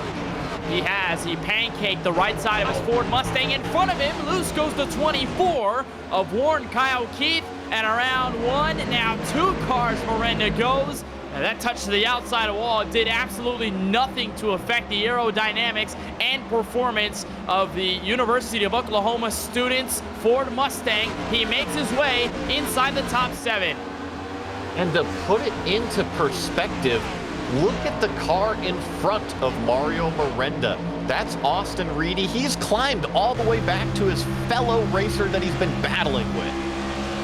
Here's Harlow on the top. He'll complete the pass. He'll get into third. Whittington gives way as he tries to catch up to the top two, Lawson Peel and Stempien, who have somewhat run away from everybody else. Muscarella going to try and put the pressure on the 94. He'll stay single file, not the momentum yet. And it looks like these last 3 laps of stage number 2 might end up single file unless the 12 of Peel has one last statement to make for the stage win. I think Peel is definitely close enough. And something to notice, I know we are ending stage 2, but we have pushed past that halfway point in the race. And I just take notes on that because that's crucial. We're pushing the ball down the hill now. Yeah, that's true. And as the lights have flickered on here at Charlotte Motor Speedway, the sun has officially set. The intensity going to continue to ramp up. So we'll get the final lap of stage number 2.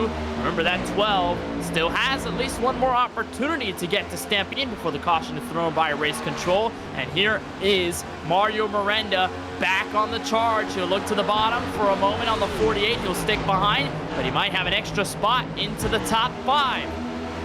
Taking the words right out of my mouth, Mario Miranda now underneath Alex Muscarella. He will claim that top 5 spot as we get the yellow flag on the racetrack. I mean, talk about a highlight reel from the number 99. From 26th to P5. Miranda on an absolute mission, plus 21 since our last restart. And he will get some stage points, but the focus is on the 81. Steven Stempien wins stage number 2 in his Ford Mustang for 0G. A great run for him to get around that 96 of Austin Reedy. And now we're going to have to talk about that 96, Joey, because his race has turned from commanding at the front to now hanging around the latter half of the top 10. Where are the changes going to be made now for stage 3? I think you have to be smart. You have to be a savvy racer out there. And what I mean by that is tire conservation. You are not out there in clean air anymore. Nail this pit stop first of all. Don't make any mistakes stopping in your box. Hopefully you might be able to pick up a spot or two. As I'm actually seeing Mario Miranda. Oh, he's just tucking out a line right there. But if I'm Austin Reedy, tire conservation. Run the low side of the racetrack. Don't get sucked up into that middle groove early on. We'll see if any of those adjustments makes the 96s run a little better from what happened there late in stage number 2. So we'll head for our final stage here from Charlotte Motor Speedway, and the entire field is going to head down pit road led by the 81 of Steven Stempien. Now we had some fantastic racing around your top 5, top 10. It looks like all of them really hungry, and you'd expect as the race progresses, Joey, at least in this stage, that things would calm down, things would separate further, and drivers would be a little more conservative. But it's felt like they've gotten more comfortable in their cars. They have turned up the aggression, and in turn has resulted in the racing we've seen so far. And I wouldn't call it messy at all. I would just call it good racing, and there has been a couple yellow flags out there, but it has not been messy one bit. And look at the race off of pit road. Looks like Steven Stempien will hang on to the lead. And I'm actually seeing Austin Reedy. I think he fell back another spot all the way back to 8. Yeah, Reedy continues on the back foot. We'll see if he makes a recovery charge here in stage number 3. A long way to go in the PTSD Foundation 270 from Charlotte. Steven Stempien, your race leader. The unseen wounds of war have a name. PTSD. Veterans continue to suffer rather than ask for help. We can only imagine what has happened, but we see the effects. They've carried many burdens. Asking for help shouldn't be one of them. PTSD Foundation of America Veterans Line. They answered the call. We answer theirs. PTSD Foundation of America. Find out more today.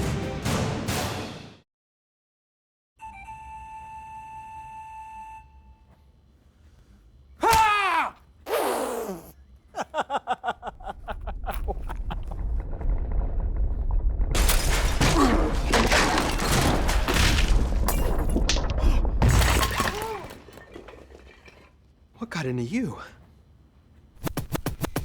At Sunoco, we know how to fuel peak performance. We've been doing it for American racing for over 50 years. Fuel your best. Fuller. Yeah. Needed F-150 for Smith build. Got it. Yesterday. I know. Don't forget my BMW. Gotcha. Check this out. All the major online automotive sites in one place. BMW, done. F-150, done. How's he do it? I can search nationwide, even those classified sites. Auto Tempest, all the cars, one search. That's how I do it.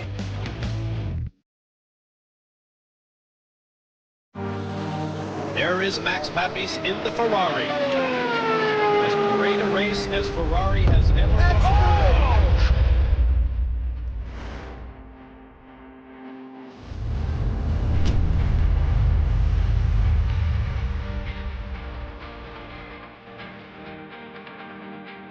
Steering wheel for me has always been a sensitive spot. There's a whole experience there that we're all trying to refine. Max Pappas, he asked me one day, he said, what can I do with a wheel? I said, well, with the new.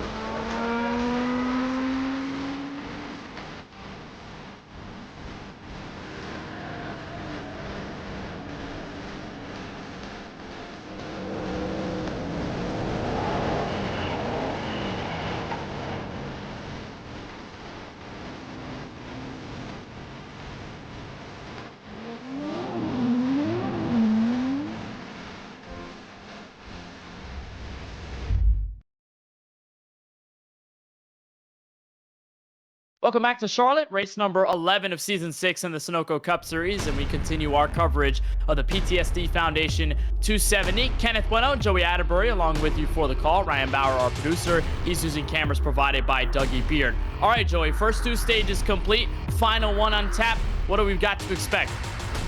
Tire wear, tire conservation. This is going to be a chess game more than anything. We've got few more laps here in stage 3 than we have had in stage 1 and 2. That means it's going to play an even bigger factor. We saw cars really fall back early on. If you're running that middle groove, I feel like you gotta save them for when you need them. So conservatism seemed to be the biggest motive here. Aggression was the motive of the game for the first two stages. And we're ready for stage number 3 to close things out for our 180 lap run from Charlotte Motor Speedway. It's the 81 of Steven Stempien, who won stage number 2, took the lead away from Austin Reedy. He chooses the outside on the restart. Lawson Peel on his inside, ready for the green. The 81 and the 12 into the restart zone, back underway from Charlotte. Wheel spin from the 81. Stempien really waited to the last moment to try to get on the gas, and I feel like he got a little bit of wheel spin, but now it's paying off as he's got the top end run coming through 1 and 2, and he's also got the 94 of Jesse Whittington lined up right behind him, ready to give him some help. That was frightening for Stempien there. He could have easily lost that Ford Mustang in a moment's notice, but he keeps it collected. Jesse Whittington at the very top of the racetrack challenging for second. He'll lose that fight, and guess who's back in the picture frame? Mario Miranda looking on the bottom of the 94. He backs out before turn 1. And what I'm liking about Mario Miranda, he's taking it easy right now. I talked about that tire conservation game. Mario Miranda was very smart in that first green flag run. Looks like he's trying to repeat that same stint. He definitely is, and you're right on board with Ross Harlow, who sticks behind that 99, got a piece of the apron and got loose out of 4. Meanwhile, Lawson Peel has challenged your leader, had a nose to the bottom. He's got it officially into turn 1. He pushes Stempien up the track. Here comes your defending champ. Very close between the 12 and the 81 going into turn 1, but this time Stempien holds off the charge on the outside, and we've seen this happen. The top lane can really provide a lot of speed, but here we go. Lawson Peel gonna clear him off of 4. He cleared him, but it took a lot of work. They made contact. That 12 was all over the place, and Stempien's going to retaliate with a move on the outside. Here comes Whittington, a challenge for 3rd. Don't look twice. Mario Miranda working the top side of the racetrack. He's going to have a big run on Jesse Whittington in the 94 going down the back straightaway. We got some momentum. It looked like at the entrance of the corner, as Peel was taking the lead, might have had a little bit too much of some Chick-fil-A sauce. He loses the lead. He'll fall back to second, side by side for P6, Reedy and Muscarella. Reedy kind of working the middle lane on the racetrack, and I don't like that in terms of the tire wear game right now. However, you can't just pull over. You can't lift off of the gas and fall back in line. You got to fight for it out there at the same time. And that's the thing. It's really, really a tough decision if you want to continue to contend against these drivers, or whether you're willing to let off of the gas pedal, slow down just a bit, and let them get by you. Is it just a motive, Joey, of letting them by it first and then attacking later? It's also an ego game. Remember, race car drivers, they think very highly of themselves, and why should I have to give it up to them? He should give it up to me. Yeah, that's true, and you do not want to lose spots, especially if it's not guaranteed that you'll get it back. Here's the 94 of Whittington ascend into 3 and 4, unsuccessful on the 12. It brings the 5 and the 99 closer together. They make contact out of 4. Reed is going to make it a 4-car fight back to turn 1. He's eager to get back in the top spot. He's using the top lane to his advantage. There was a big checkup because the 94 got really tight. Also, the 99 had a checkup, the 5 was involved, and really Austin Reedy just kind of read it perfectly. But once again, now he's stuck on the top side of that racetrack. He is. He needs to clear that 99 desperately out of 4. It looks like he will get his wish granted for a split second. But that 99 will fight back on the bottom. So the Tulsa, Oklahoma native will back down low with help from the 5. And they're all single file at around your top 3. So things have settled out quite a bit for the lead. Stempien holds on by about 0.3 of a second. So now I guess the aggression has toned down just a bit, and it looks like this should be the settle into the long run that we were expecting for a while, Joey. Ooh, Reedy with a big wiggle coming off of turn 4. And yeah, I do think that it will settle down here as we watch the field stream by. I'm really impressed. I think we still got our 28 cars. No, 29 cars. Every car that's running right now is on the lead lap. Yeah, it's a great thing to see. Wyatt Brackett and Chris Proger, I know they have DNF, so the tough break for them is they're not going to be continuously competing in this race. Contact ahead of the 10 of Curtis, and around goes Travis Stevens into the outside wall. That was around 27th on the racetrack. I saw it right as it happened, entering turns 3 and 4. Stevens with a roughened up Ford Mustang. He's going to slam into the tire barrels before pit road, and it was contact with Justin Winters. Watch the 88 here. The 88 is Justin Winters, and see exactly what happens. This is going down the back straightaway at this point. Oh, Winters with a big send, and unfortunately just right into the quarter panel of the 2. I guess the commentator's jinx might just be put into that one. Travis Stevens, our 3rd DNF of the night, as he tried to get down pit road, but he goes right into the pit barrels, and he calls it an evening from Charlotte Motor Speedway. Make that 28 cars now on the lead lap as Stevens has retired from the race. Your top 5 all within at least 0.8 of a second. You watch Lawson Peel try to catch up to Steven Stempien, although that really has not worked out. They have really evened out on lap time, Joey, and really nobody's a winner. Everyone's all on the same page. 30.3s in some cases, 30.4s, all of them, I think, the most equal that we've seen them all night long. Well, if you want to talk about the biggest winner out of the group, as we see Joe Maher kind of work the outside up into 7th place around Alex Muscarella, but I think the biggest winner is the 81, our leader right now, Steven Stempien. He got clean air from that restart. He's been able to run the bottom side of the racetrack, and he's actually got, probably a 5-car length lead over the 12 of Lawson Peel. So I think everything going to plan for the 81 out front. It definitely is, and you turn back the clock a couple of weeks back at Darlington, a place where Stempien has called one of his favorite tracks. He called that he was going to win that race. Unfortunately, he started on pole, but then dropped all the way back in a crash, and then ended up in P15. Stempien probably has not forgotten that Darlington race and is looking to bounce back in the best way possible and to be one of only what's going to be 2 drivers to get 2 wins in the season. He would join Miranda as the only one to get multiple wins in 2023. As here's a look on board with Richard Swavely, the SheriffStrafe.com Racing Camaro, eyeing down on a battle for P9, Sean Kalis and Warren Kyle Keith. And as we watch this battle, to talk about, having a poor performance, let's say, at Darlington last week, you do remember it, but you also have to have a very short memory. You see the 24 full-on go number 3 through the grass there, but keep it pointed in the right direction. Now, what I mean by having a short memory is you got to move on. You're going to have another race the following week, and you just have to put it in your rear view mirror and focus on what's in front of you. Stick on board with the 32, and he's got a battle building up behind him as he goes underneath K-List and might take the position away. The 23 and the 54 going at it for what is P12 on the track. And then 13th place Isaac Mock. Rather, that's 14th place Isaac Mock, excuse me. Brandon Banks now holding up 13th. Well, here comes the 47 for that 13th spot. So around 4 to 6 cars in this grouping that's led by Keith in the 9th spot. Good side-by-side racing here. Really impressive following on board with Isaac Mock in the 47, working this low lane down on the racetrack. And this is that lane that's really been proving to be not only fast, but also conserving the tires nicely. So Isaac Mock working the right direction.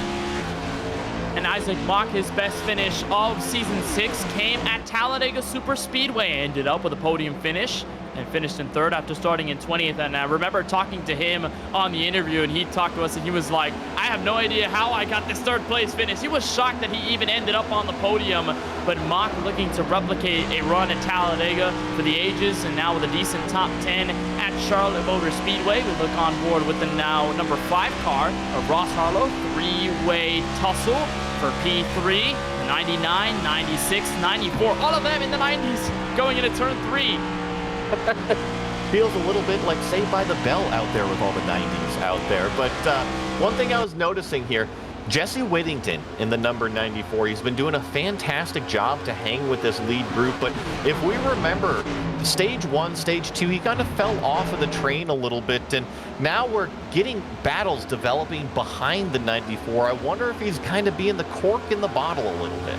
Yeah, not sure. I mean, when you're that car that's really holding up traffic, it's kind of hard because you're just there. You want to stay in your position, but you also kind of know that everyone behind you is slowing down as a result of you on track. But it looks like Whittington's doing just fine. He's caught the draft now between your top 2 leaders, so I think he should be okay. And he'll hold off for the 96, keep him at bay for a moment, as here comes Muscarella on the outside. A challenge on the 32 of Swavely. This is for 8th. Talk about busy on the racetrack. Aaron Adcock in the number 23 thought about poking his nose to make it 3 wide there through 1 and 2, but now it's going to be Adcock and the 47 of Isaac Mock. We saw Isaac working the low side of the racetrack. Now he's moved up to the top. And for Brandon Banks here in the 54, currently 13, what's going through your mind right now when you see all these cars around you as they make contact? I got my head on a swivel right now because it can happen very, very fast out there. Isaac Mock trying to get to the low side of the racetrack as they're working by the 24. That's Warren Kyle Keith on the racetrack. That 54 must be all over the place watching them go side by side. I can imagine just how insane it is to be behind this group and be like, okay, please don't crash, please don't crash, please don't crash. And then hopefully you can gain some spots out of it. And fortunately, they all go single file. 54 is going to travel up the track. We'll see what he can do next time by. Peel is caught up 1/10 of a second on your leader, Stepien. Last time by, Peel was a tad bit faster, 30.635. Stepien with a 36.61, and the 12 with a nice run out of 4 might have something for turn 1. What I was talking about too, Jesse Whittington, the 94, kind of losing touch here, but he's got Austin Reedy to try to push him along, catch back up to the 12 and the 81 up front. And you're right, Lawson Peel has closed in on our leader, and he's starting to use that middle groove of the racetrack, trying to build a little bit more speed, now shifting back down to the low lane, almost to the bumper of our leader. He's the only Drinkin' Bros Racing car currently in the top 10. Brandon Banks, the next one in line, in 13th. The 12 car eyeing down on your race leader. We saw this 12 have the lead for a moment, but it got stripped away by Reedy as soon as he got it. Stepien right on board with his 0G Ford Mustang, and just focused on the front, where he's got clean track, but he knows that 12 is there for sure. Oh, trust me, he definitely knows the 12 is there. And look at the run the 12 is going to have coming off at turn 4. This is going to be an opportunity for Lawson Peel. He moves down to the inside. Stempien blocks the run, but the 12 persists. He's going to poke the nose down here into turn 1. I expect Stempien to prevail down the back straightaway, though. Stempien gave him the space and said, I'll let you have it, but just know that I'm probably going to win this fight. The 12 side draft and make contact before they got to turn 3. Peel's going to send it in, and he's got it. Yeah, great side draft. A very aggressive move down the back straightaway, and you see Stempien flirt with the wall off at turn 4, but new leader, number 12, Lawson Peel. The 12 in command with 50 laps to go. Ross Harlow, in the meantime, is on pit road, and not sure this is an unscheduled or scheduled stop. For the 5 said over the chat, 5 in this time. Joey, is this a call just to make it to the end of the race early? And I would assume so. Now, we haven't seen a full green flag run and how far the cars can actually make it. Just based off of data and what we've seen, 50 laps. We know they can make it. That's been stage 1 and stage 2. Here's the number 5, splitting that up, 50 laps to go. He knows he can make it to the end. The earliest call, though, Joey, out of anyone in the field, so you've got to think some of the repercussions that might come with this strategy as everyone else is staying out, because if you think about it, as they're coming across the line, they're going to get to lap 30 on their stint. It's going to be a little while before they have to come in, so either that 5 is possibly hoping for a yellow where he can even out with everybody else, or just another situation where he might be able to gain track position or get fresher tires later in this race. I'm not sure why the 5 decided to pit that early.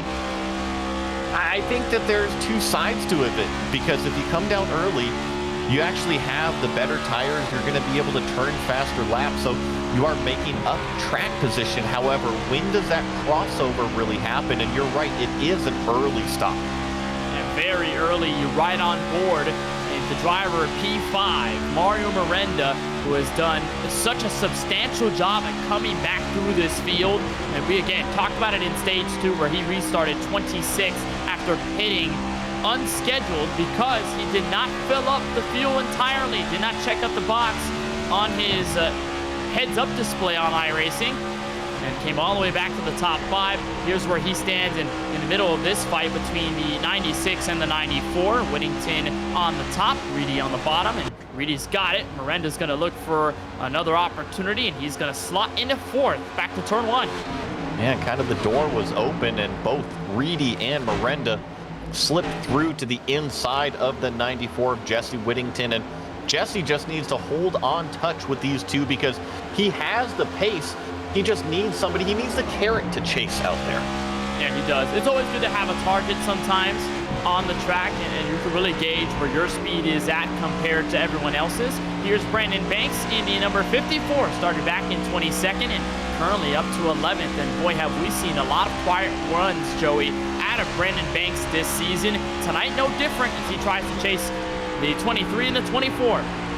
Well, I wouldn't say up 11 positions is quiet. I would say that is one heck of a run for Brandon Banks all the way back there, started 22nd. You see him having to defend now going down the back straightaway. That's Brad Fulham right behind him. Another name we haven't mentioned a whole lot, but up 9 for that number 19. And that 19 has done a good job moving up through the field.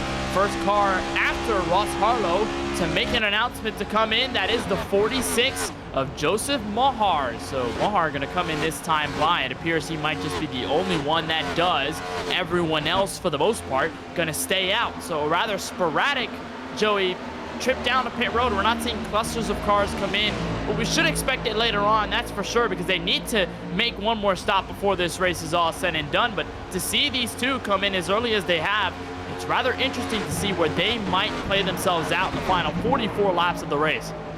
And I gotta think that window's gotta be roughly in that 50 lap range, maybe in the 60 lap range, because having these cars now start to trickle down more and more into pit road, it just is telling me these early pitters, they're coming now.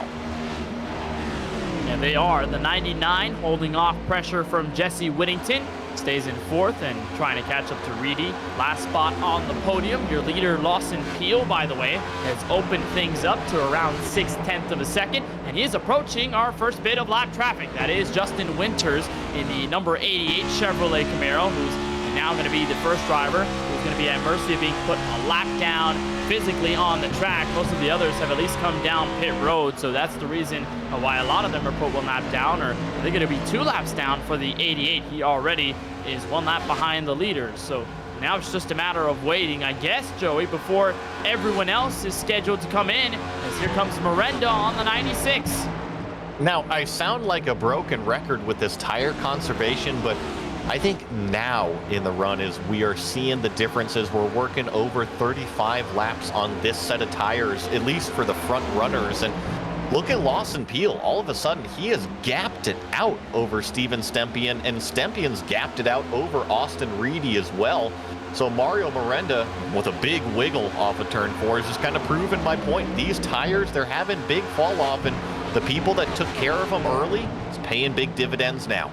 That's true. Lap 38 on the stint for a majority of these drivers. And at this stage, you'd consider, Joey, that the tires are at their cliff. They have reached the point where they are worn beyond comparison, and the car is going to respond accordingly, whether it be full-on understeer or full-on oversteer. We just got word that Mario Miranda in the 99 says pitting in 99, and he is in, confirmed. Miranda coming in for service at lap 141.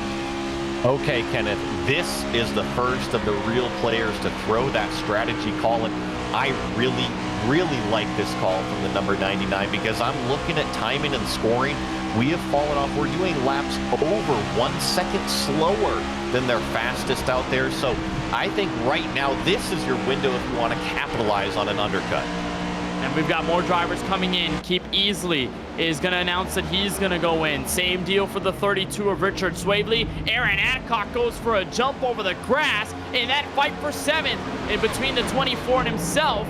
That could have been rather close between both of them. I'm not sure if there was contact or whether Adcock just got loose. I think he did get loose out of 4, so he keeps the car straight. That was a big moment for Adcock and Big Fish Motorsports. Well, and you see, look at the number 5. He just went by Adcock and also the 54. Now, Ross Harlow was our first car to come down pit road. He's got fresh tires, but, I mean, look at him. He's just cruising around these guys. And here comes Lawson Peel, followed by Austin Reedy. 2 of your top drivers in this race have come in. Stempien also announces over chat that he's going to go in, and it looks like the 12 overshot the stall. That's going to be a lot of lost time. Oh, it's so easy to do. Lawson Peel, that's just kind of shooting yourself in the foot. Here comes Steven Stempien on to pit road, the 81. If the 12 had that mistake, he is definitely going to give up the lead. How much of a problem will that be for Lawson Peel, and decked in at 38.6 seconds from pit entry to pit exit? They're both going to get jumped by Miranda, who slots in at 18th place as Jesse Whittington takes over the race lead. We have more drivers coming in. Casey Knighton, Garrett Brown, Charles Feltz. That 94 is going to stick it out on the racetrack, and so will the SKM duo of Alex Muscarella and Warren Kyle Keith at 3.5 seconds off your leader. And to kind of show the cards for everybody, these runners on the racetrack, they don't have to pit for probably another 10 laps if they choose not to. However, their lap times that they are turning significantly slower than the cars that have come down. Let's take Alex Muscarella here, 31.4 last time. Compare that to Mario Miranda at a 30.3. So the 99 is making up huge amounts. Caution. And look at this, caution on the racetrack. Garrett Brown at the apron of what appears to be turn 1. Caution is out. Once again for action on track at lap 146, and indeed it was turn 1, and Brown was coming off pit road. I mentioned that he was getting his service. He hits the bumps, Joey, in turn 1, and that's what gets him around. Race control throws it. Yeah, yellow flag. He's down on the apron here in turn 1, and the reason why that's a problem is we have so many cars coming off of pit road, and with the car spun around down there, it is a clear hazard on the racetrack. Yeah, it is, and he stopped it on the apron. It's out of anyone's way apart from those who are coming out. but that is big for the drivers who have stayed out up until this point. Whittington is coming down, so is Muscarella, Warren Kyle Keith, Brandon Banks, Aaron Adcock, the rest of your top 5. And the question stands for Miranda and company. What are they going to do? Looks like they will stay out. Miranda will have control, it appears, of the race lead. This is going to be interesting. And I'm curious, I think Ross Harlow is actually in front of Miranda on the racetrack. So I think our biggest winner might actually be that number 5 car. But this is totally throwing everything upside down in terms of strategy. Yeah, we didn't see it completely cycle out, so that threw a lot of people off guard. But for certain, Jesse Whittington and company, they're going to have fresher tires. I think that's the biggest thing for them. It's this track that has eaten up the rubber so much tonight. It looks like for these guys who are coming in now, a lot of benefits that come with it. Looks like the 24 struggled a bit to get out of pit road. Not sure if he encountered the same bumps that Garrett Brown did to throw the yellow, but nonetheless, Miranda and Austin Reedy at the front with some lap cars behind the pace car. A moment of reminder that our coverage of the Sunoco Cup Series is brought to you by sksimracing.com. To learn more about what they do and all of their support of the Sunoco Cup Series, you can head to sksimracing.com for more information. And they do a lot of things in relation to sim racing, and they have their own team with Judd Danielson, Sean Kalist. And so a big thank you to SK Sim Racing for all of their support of the Sunoco Cup Series. This is probably our biggest caution of the night, Joey. I mean, under 40 laps to go. At this point, it's probably just going to be run and gun. You're not worried about tire conservation. You're not worried about fuel. You're just going to go for the win. Absolutely. And I think in the case of racers like Mario Miranda, who got caught out by this yellow, you've made your bed. You're pretty much stuck with what you got out there. And speaking of beds, I'm pretty sure Steven Stempien is looking forward to his bed when this race is over, because we did not really report on this before the race started. He says now in the Twitch chat, I feel like Michael Jordan flu game right now. I am dying here. So Stempien battling a sickness. It does not appear, though, Joey, like he's been sick at all or affected. He's been so fast tonight. And I'm pretty sure, I mean, he's looking at his phone right now, but he is in Twitch chat. I mean, he says he's got the flu or something. I think he's hearing us talking about him on the broadcast. So a fourth wall moment, I guess. Yeah, you know, but when you're this far into it, you gotta finish it out. And it reminds me the cell phone deal, because if you remember a handful of years ago, all these red flags that were happening, the drivers were putting their cell phones in the pockets in the door cards. And when it was a yellow flag, they would just kind of whip it out and see what's going on. Oh, yeah. And I don't know why that reminded me of that Brad Keselowski shot. Oh, yes. Took on Twitter back in 2012. Yep. It's like, this is red flag. This is my view. And then they immediately said, no. Nope, not allowed to have that stuff anymore inside the race cars after that one. Hey, it's still dangerous in sim racing, but at least it's not real life racing. So you're not actually in the race car with the phone, so it can't just be blown out of the window or anything. But we're wishing well for Steven Stempien. We hope he feels better soon. But he is putting on a whale of a race. He's going to be restarting at around P16, it appears. He is getting the wave around because he did come in for service. And I think Lawson Peel might also be in the same vein. We're just going to double check for that right quickly. It looks like he's 27th lap down. So yes, Peel is getting a wave around. It severely messed their strategy up, and that will turn the lead over to the 94 of Whittington once again. So a lot of advantages for these guys when we get the restart with 31 laps to go. Well, because of this yellow, Kenneth, it has totally changed the shape of this race. It's changed the players at the front.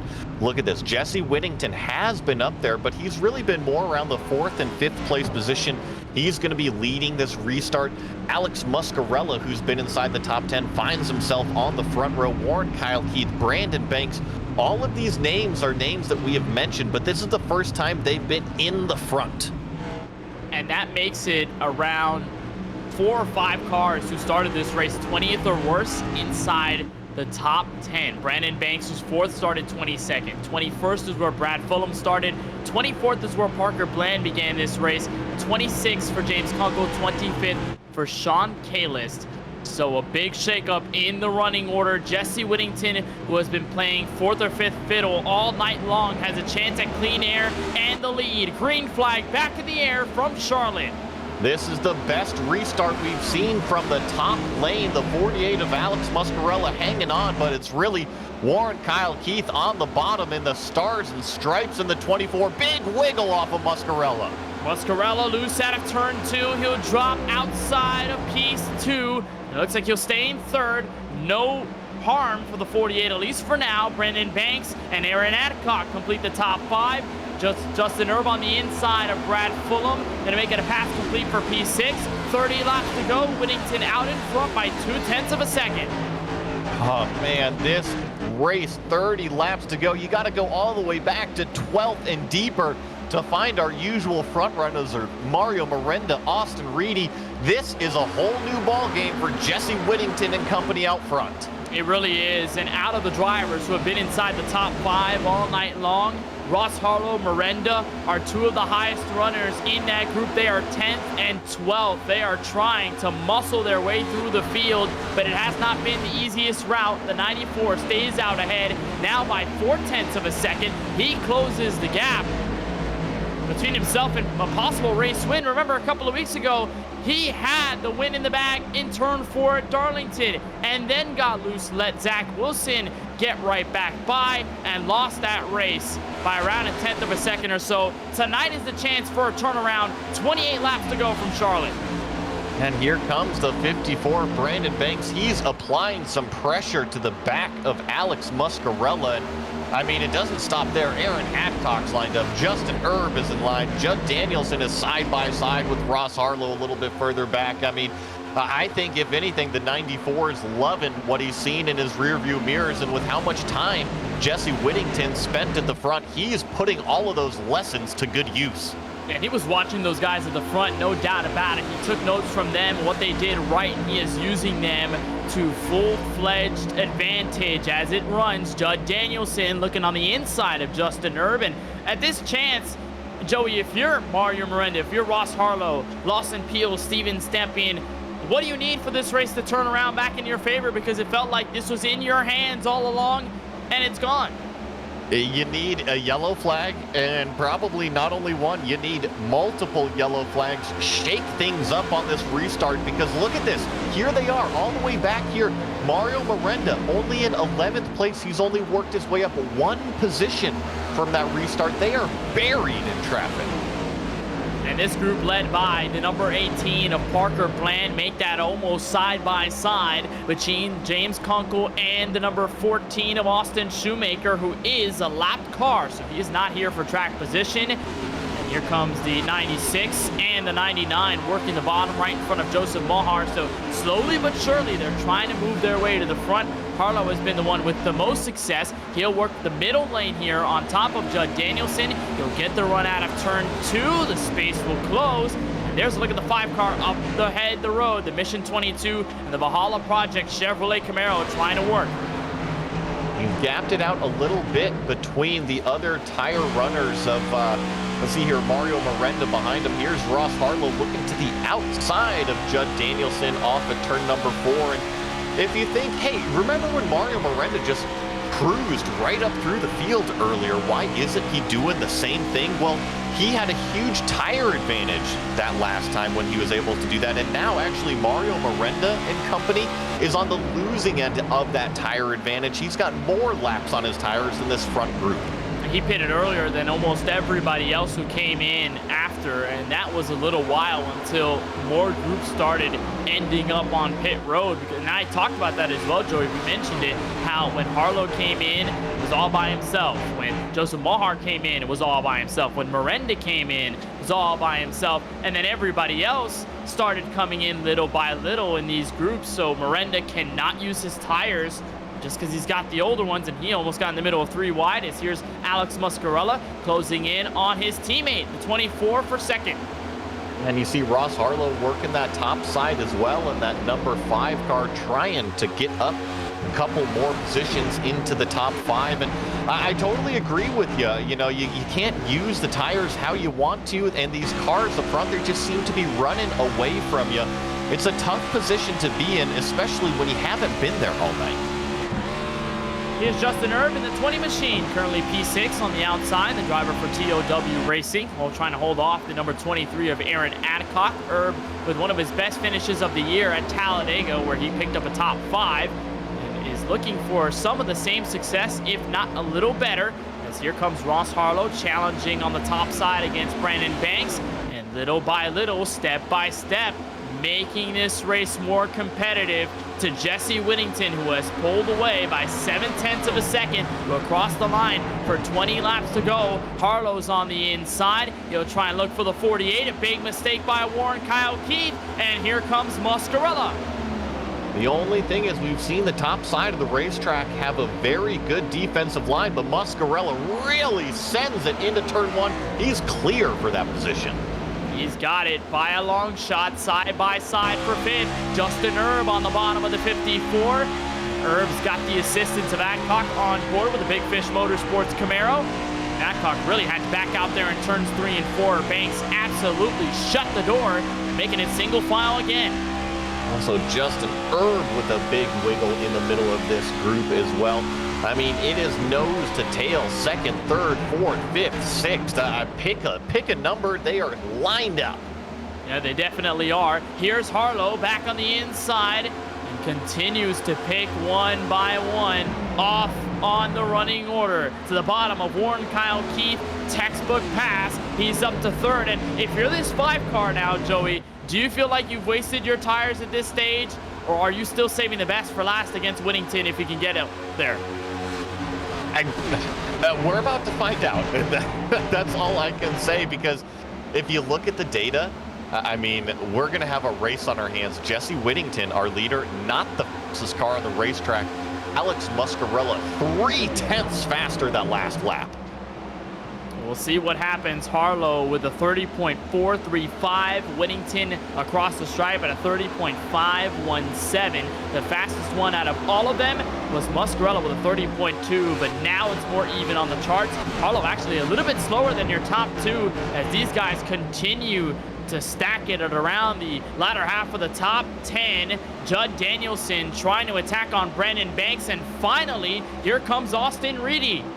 Austin Reedy has made his way around Mario Miranda a few laps ago. He's caught up to this front group here, trying to make a race of it. The 96 has led so many laps today, and look at the top side momentum. Going to choose to push Brandon Banks down the front straightaway into turn 1. Your pole sitter for tonight's PTSD Foundation 270 from Charlotte is trying to get back to that very spot, but he's got limited time. It'll be 15 laps to go here from Concord, North Carolina. When we get across the stripe, that 96 does win that battle against the 85 of Danielson. And here's Jesse Whittington's view off of the rear bumper of his Camaro at about half a second to Muscarella. I just noticed 2 things when we hopped on board with Jesse Whittington right there. He took a big, deep breath off of turn 4. He's trying to stay calm. And then the second thing, he looked down at that black box. He wants to know how far that 48 is behind him, because trust me, he is feeling him coming. Yeah, and you can understand as a race car driver, looking at the gaps lap by lap, it's hard to tell in real life when you don't have that data available to you other than your spotter or crew chief just telling you what's going on around you. Here in iRacing, you could look at that gap lap by lap, and even every half lap it updates when you get on the back straightaway, and then when you get to the start-finish line. So Whittington probably looking at that right now with 14 laps to go. Parker Bland trying to fight against Steven Stepien in a good run for 11th. Really fantastic run for the number 18, who's on the top side of the racetrack right now. Looks like she's going to hang on. Steven Stepien was one of our earlier leaders, fighting off that flu for the last 13 laps to go now. He's been sick in real life, but he is absolutely sick on the racetrack in the best way possible. Stepien makes the move underneath Parker Bland. He slots into 11th. He's got Miranda next to catch up. And speaking of Mario, there he is back in P10 and settling out where he is. I think the tire wear and just the tire difference, Joey, has really hurt Miranda's chance at gaining more spots and catching up to the front. And the same goes for Reedy as well. He's gained some spots, but it really hasn't been exponential. I totally agree with you. I think that their runs have definitely stalled out. However, the one that I want to point out, Ross Harlow, he's made that strategy work. He was the one who came in very early out of that group, and he's the one who's only been able to capitalize out of those 3. That's true. And the 5 car, who's trying to close in on Alex Muscarella, did set a faster lap than the 48 last time by, and gain a lot of momentum here out of turn 4. I think that front straightaway was the fastest I've seen him against Muscarella in this run in totality. Here's Austin Reedy, currently 8th, working on the number 54, the Geico military car of Brandon Banks.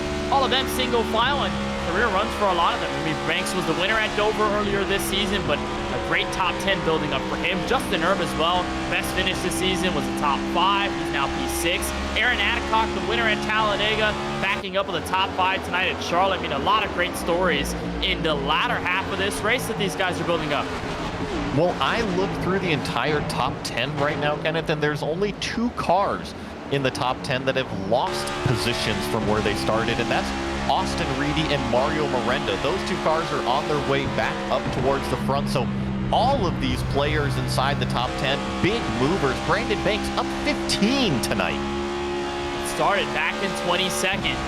He is the biggest mover out of anyone in the top 10 other than Judd Danielson, who started 29th and up inside the top 10 to plus 19. As Judd Danielson does, fittingly enough, go over the radio. Not sure exactly what he was talking about, but you're on board now with the 5 of Ross Harlow. Just got around the Power of Pride number 48 scheme of Alex Muscarella, and only 9/10 of a second separate him and your leader, Jesse Whittington, coming for 8 laps to go. I think there's plenty of time left in the race, and trust me, things are about to get really, really interesting. I'm looking at those lap times. We are hitting that fall-off range, so it's all in the driver's hands now and how they approach this racetrack. It's a long enough run, Joey, where tires do matter, but it's a short enough run where fuel doesn't matter. So you've got 2 ends of the spectrum on tap for you, and that last time by, Whittington was faster at a 30.866. Harlow could not best or match that time. He was slower by almost a full 1/10 of a second. This time by, Harlow trades it off. He's the faster one out of the 2. There's only 1 lap difference between tire life between P1 and P2, so call it pretty much even in terms of speed on the racetrack. It's all come down to how much has each one of these drivers saved their stuff for the end. And the 94 has been up front this entire run. I mean, he had the lead when we got the green flag, and he was side by side with Banks when we got the way by Barney the flag man. And he has been staying out in front this entire run. This time by, stays with the lead at 1 second. He's got lap traffic in front. Lawson Peel, the one who's at mercy of being put 2 laps down. And that means dirty air, and you might not think very much of it, but it's just a variable to deal with on the racetrack, and we are officially hit the 31-second lap bracket, so the fall-off continuing to hit hard. It really does, and Warren Kyle Keith under fire with his teammate, and actually the other way around, so Muscarella might drop 1 more before this race is all said and done. 24 strikes back. He steps back into the podium. He's got Ross Harlow in sight, so it's not necessarily completely over. And for this 24, Lawson Peel will give way to your leader, and he'll settle on the bottom end of the racetrack. Ross Harlow, hope that he does not catch that 12 at the worst moment possible. Justin Erb, 3-way fight for the pack led by Aaron Adcock, top 5. Yeah, Justin Erb with a good run right here in the 7th position, up 7 spots from where he started. Looking to snag a couple more, but Brandon Banks in the 54, Aaron Adcock right in front of him. And this is really going to get contentious as Adcock holds on to that spot. Jesse Whittington, in the meanwhile, has opened things up to 1.2 seconds. He'll come out of turn 4 and catch 3 laps to go from the virtual Charlotte Motor Speedway. And notice Joey Atterbury, Warren Kyle Keith is here to fight for second. He's going to look to the inside of Ross Harlow. Almost laying the bumper to the number 5, but gets the run down low. The 24 going to steal away that 2nd place position from the 5. And I mean, look at the speed the 24 has. I know we only got 2 laps to go, but I mean, is he out of contention to chase down Whittington? It's still 1.1 seconds. It's hard to tell. The final 3 miles here from Charlotte Motor Speedway in this PTSD Foundation 270. Gap sitting at 9/10 of a second, but it is closing. Warren Kyle Keith has the run of a century building up. Can he capitalize? I'm looking down the back straightaway. He is a full 2 miles an hour faster than our leader. I'm not sure if he's going to have the time to catch him, but he is coming. And here he comes out of turn 4. White flag in the air from Charlotte Motor Speedway. Can Whittington hold on for his first career Sunoco Cup Series win? All he's got to do is get down the back straightaway. Look at turns 3 and 4 one more time. He's got plenty of gap to breathe it. Just be smart here for the number 94. 2 weeks ago at Darlington Raceway, Whittington lost the race off of the final corner on the last lap, and this time by, everything goes his way. Jesse Whittington caps off tonight's run and wins his first career Sunoco Cup Series race. Look at the emotion from the driver, the number 94. Even he can't believe it. Fist pumps out the window. Yeah, keep it up, Jesse.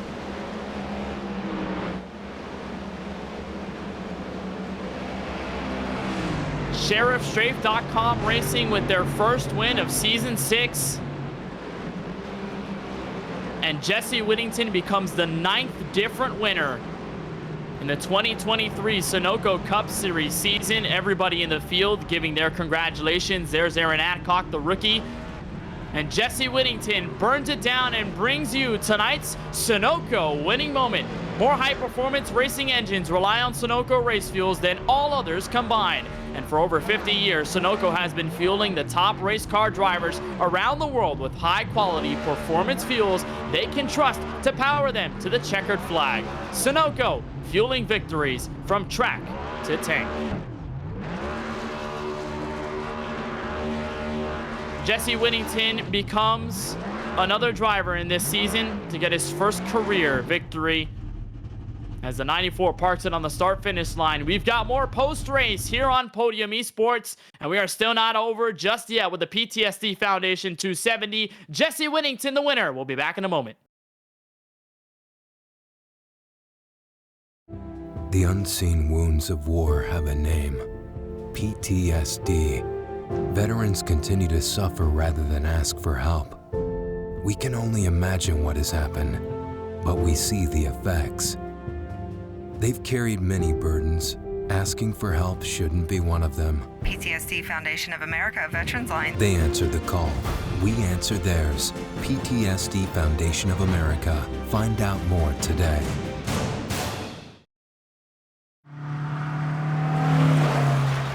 Janice.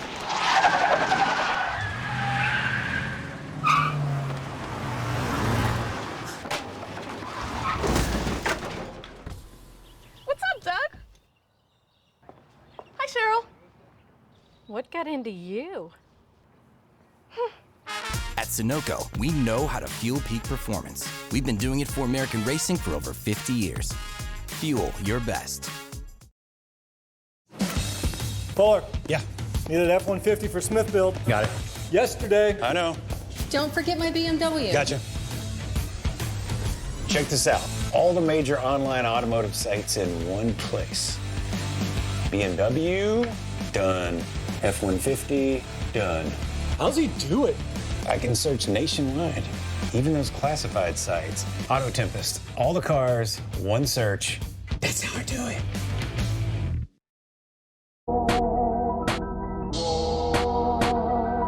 What I'm really proud is that I own MPI, the steering wheel company, and I'm building the steering wheel.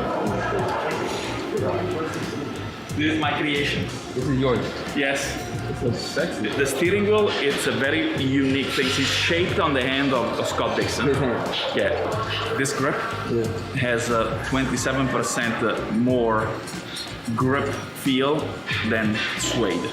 Scott in the race is gonna make less effort when he drives. When you're in the car, it's like lifting, it's like having 40-pound dumbbell like this, maybe more in the car. For how long? 3.5 hours.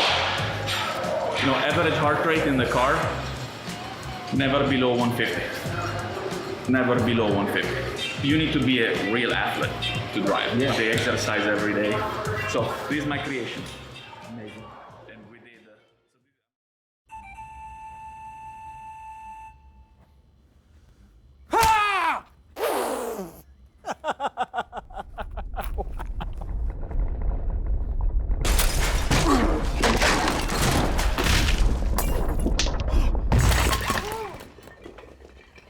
What got into you? At Sunoco, we know how to fuel peak performance. We've been doing it for American racing for over 50 years. Fuel your best.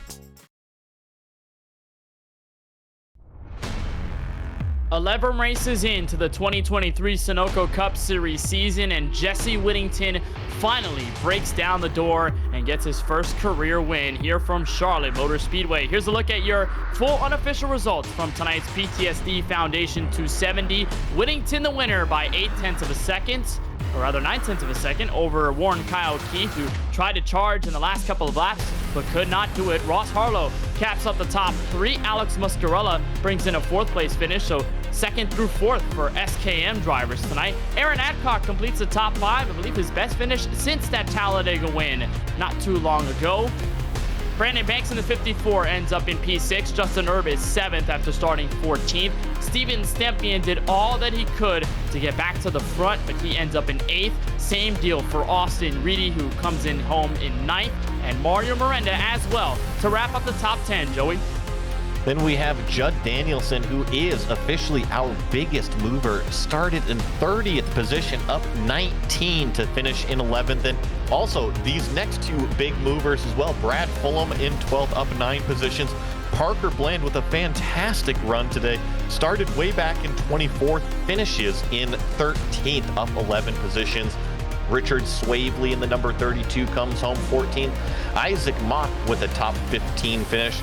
James Conkle here in 16th, another big mover, up 10 positions for James.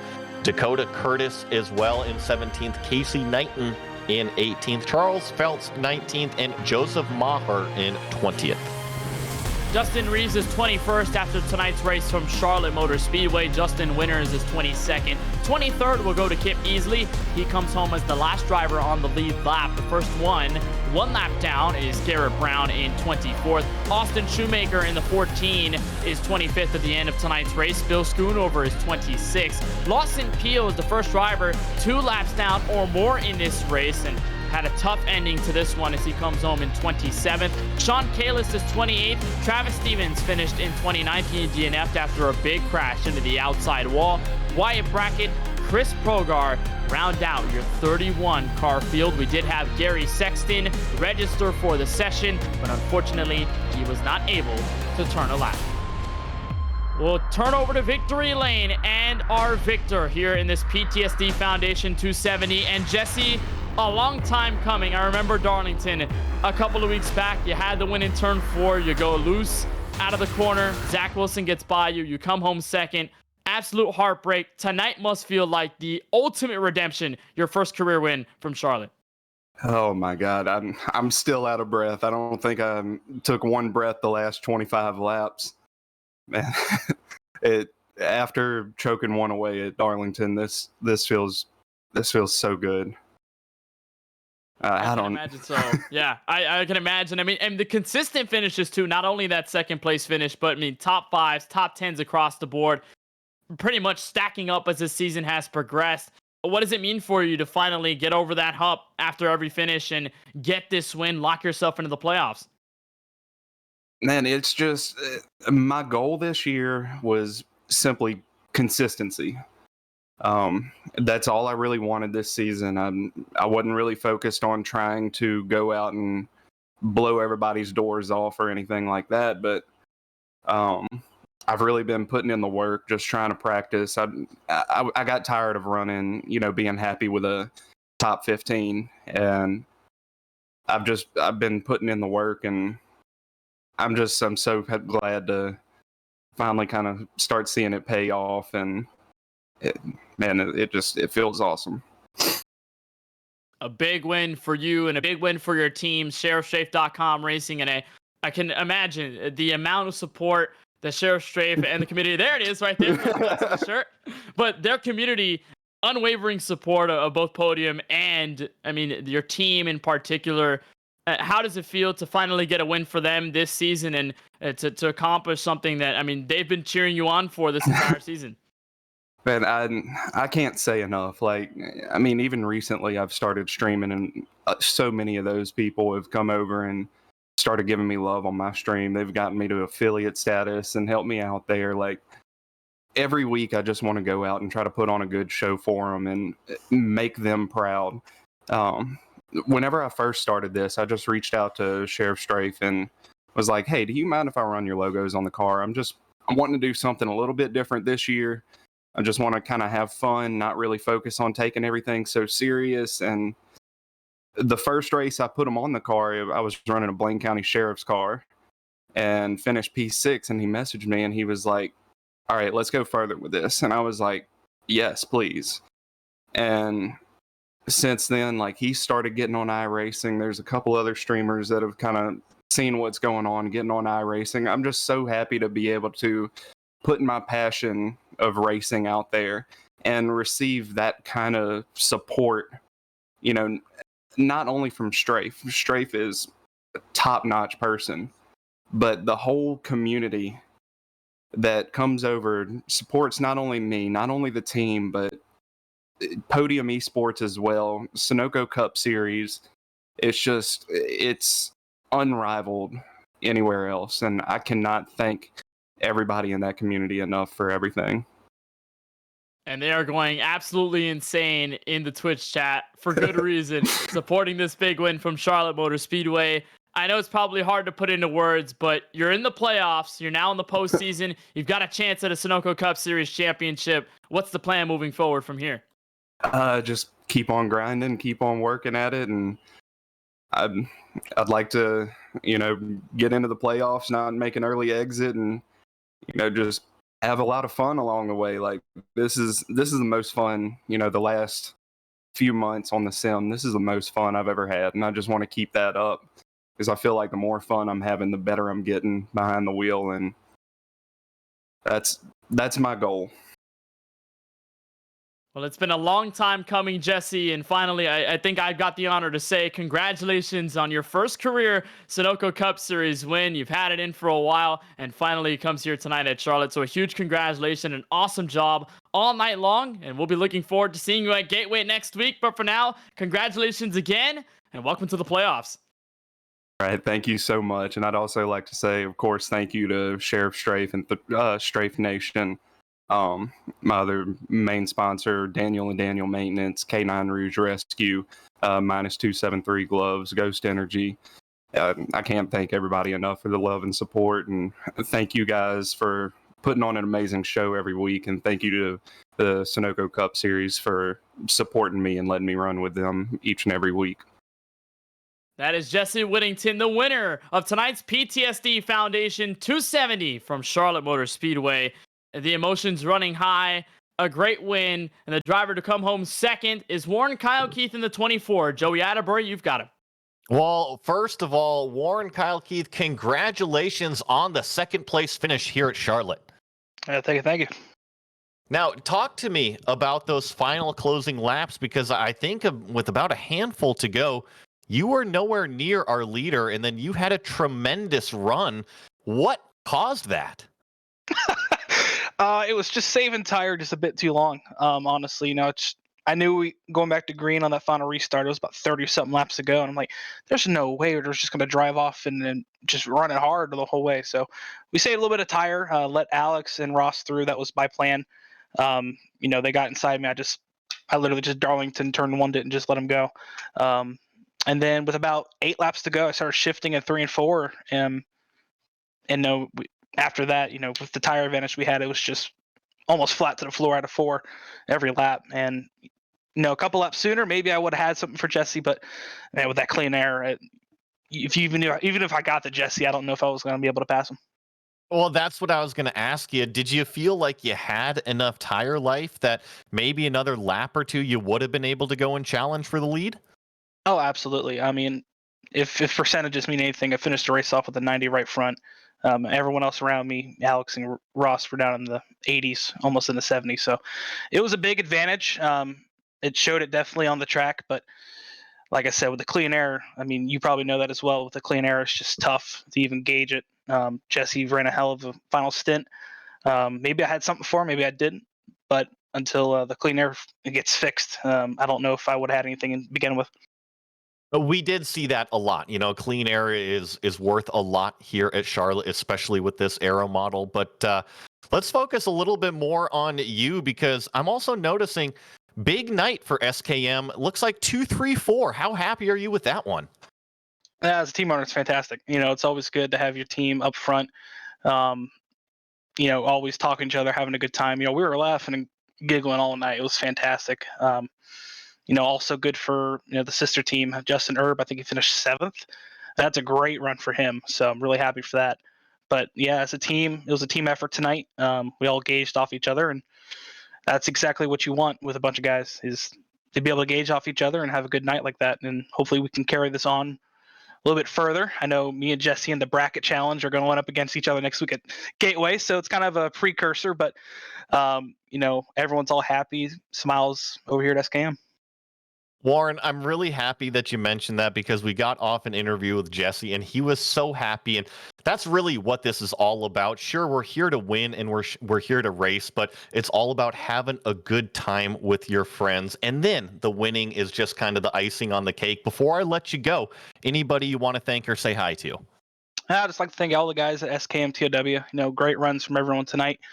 Next week's one of our harder tracks, but we'll figure it out. I'd like to thank everyone. Work for Discount Tire. It's always good to have them on the cars, and everyone here at the MPI. And it's Sunoco now, but yeah, with the Sunoco Cup Series, Dakota, Dustin, all of them running a hell of a show, and thank you guys at Podium for broadcasting every week. Well, that was Warren Kyle Keith coming home in 2nd place today at Charlotte.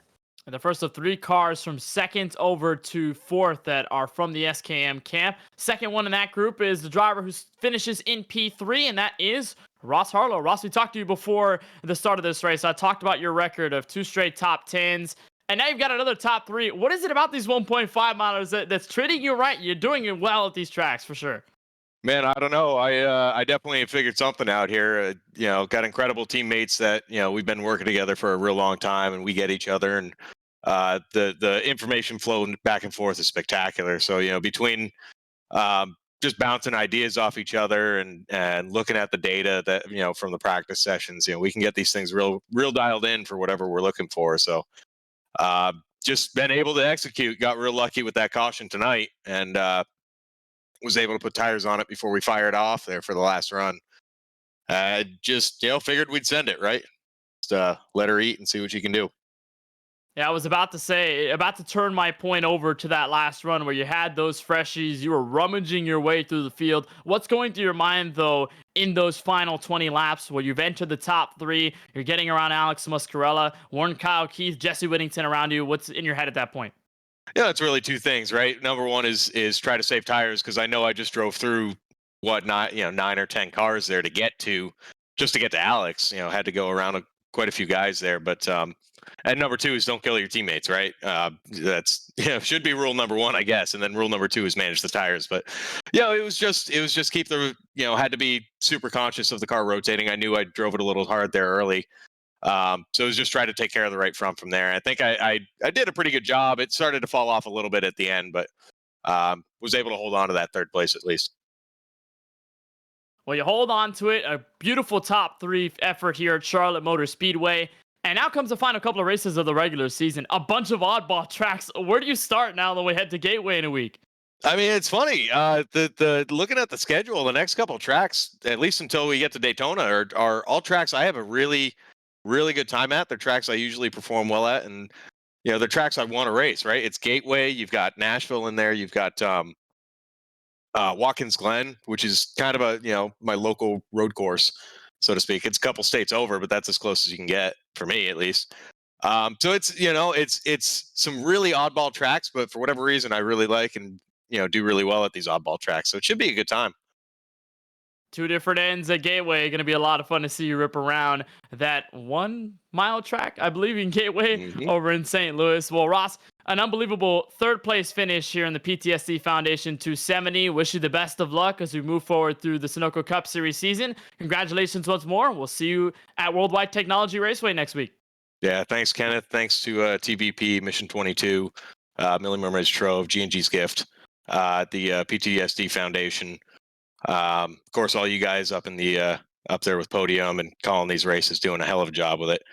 Thank you to all the guys that make this all possible. Right, Dakota Curtis, Dustin Reeves, all the admin team at with the Sunoco Cup Series. All my teammates, of course, my family, mom, dad, little brother, and then biggest thank you to my absolutely lovely fiance. And the last thing is just tomorrow. If you do know a vet, if you know somebody that especially guys that have lost somebody, but really anybody, just touch base with them. Try to, just make sure they're doing all right. Make sure they know that they've got support and they got love out there. But yeah, take it easy, guys. Have a safe Memorial Day, and we'll see you next week. A great message for sure. Nobody's ever alone, and you can support the PTSD Foundation of America by scanning that QR code that we'll have on the bottom right of your screen, and you can also hit !donate on Twitch chat to head over to the link and donate to the PTSD Foundation. They have had some great support of the Sunoco Cup Series, not only for tonight's race, but overall, and for Memorial Day weekend is the right time to donate and to send your support to the veterans around the country. Joey, an outstanding race from Charlotte, and talk about this win for Jesse Whittington. Very emotional, as you can tell, for him and the SheriffStrafe.com community. I mean, they were waiting for this for a long time. I remember at Darlington how heartbroken he was after that second place finish. To rebound in this way tonight, to get this win, it's huge for him, and he's one of the newest drivers into the playoffs. 9 different winners over the first 11 races. What I loved seeing was the emotion. It is so real for Jesse Whittington to make the playoffs, to get that win, to have success. Not just here in this series, but he said even in his streaming, he's having so many more followers. He's just having the great momentum right now. So Jesse Whittington in the 94, yeah, maybe didn't have the race he wanted at Darlington, but I tell you what, things are turning around here at Charlotte, and he still has the playoffs to look forward to and to plan for.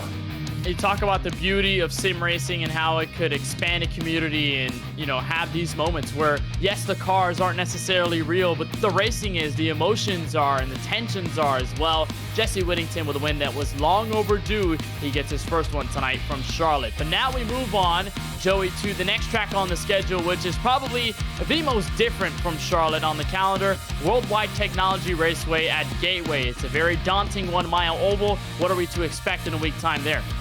A totally different face of the race from what we saw today. We saw draft pack battles here at Charlotte. Well, at Gateway, it is not going to be that at all. Sure, maybe a little bit of drafting going on, but I would consider it more kind of short track racing is the style that we're going to see at Gateway. So more elbows out and kind of that narrow groove down off of the bottom lane. But one thing's for sure at Gateway, the bumps can definitely dictate your race out there. Got to keep it clean, totally different than here at Charlotte. It's an oddball, but we'll see if the drivers can handle it in the right way. That's 1 week from tonight, June 4th, 2023. You'll find it here on twitch.tv/Podium Esports at the same time, 9 p.m. Eastern. Well, that does it for us here from Concord, North Carolina. Jesse Whittington grabs his first career Sunoco Cup Series win in the PTSD Foundation of America. If you know a veteran that is struggling, if you know a veteran at all, just send them your honor, send them your well wishes, and of course donate to the PTSD Foundation of America for all their amazing support of this series and tonight's race. For Dakota Curtis and all the admins at the Sunoco Cup Series, for all the people at Podium Esports, for Gary Sexton and John Theodore, and for our crew on tonight's broadcast, Dougie Beard, our camera creator, Ryan Bauer, our producer, and for my commentator in the booth, Joey Atterbury, my name is Kenneth Bueno, saying thank you so much for watching our broadcast here from Charlotte. Congratulations to Jesse Whittington. Gateway next week. And for now, we'll send things over to former eNASCAR Coca-Cola iRacing Series driver, Brian LaPrade. Good night, everyone.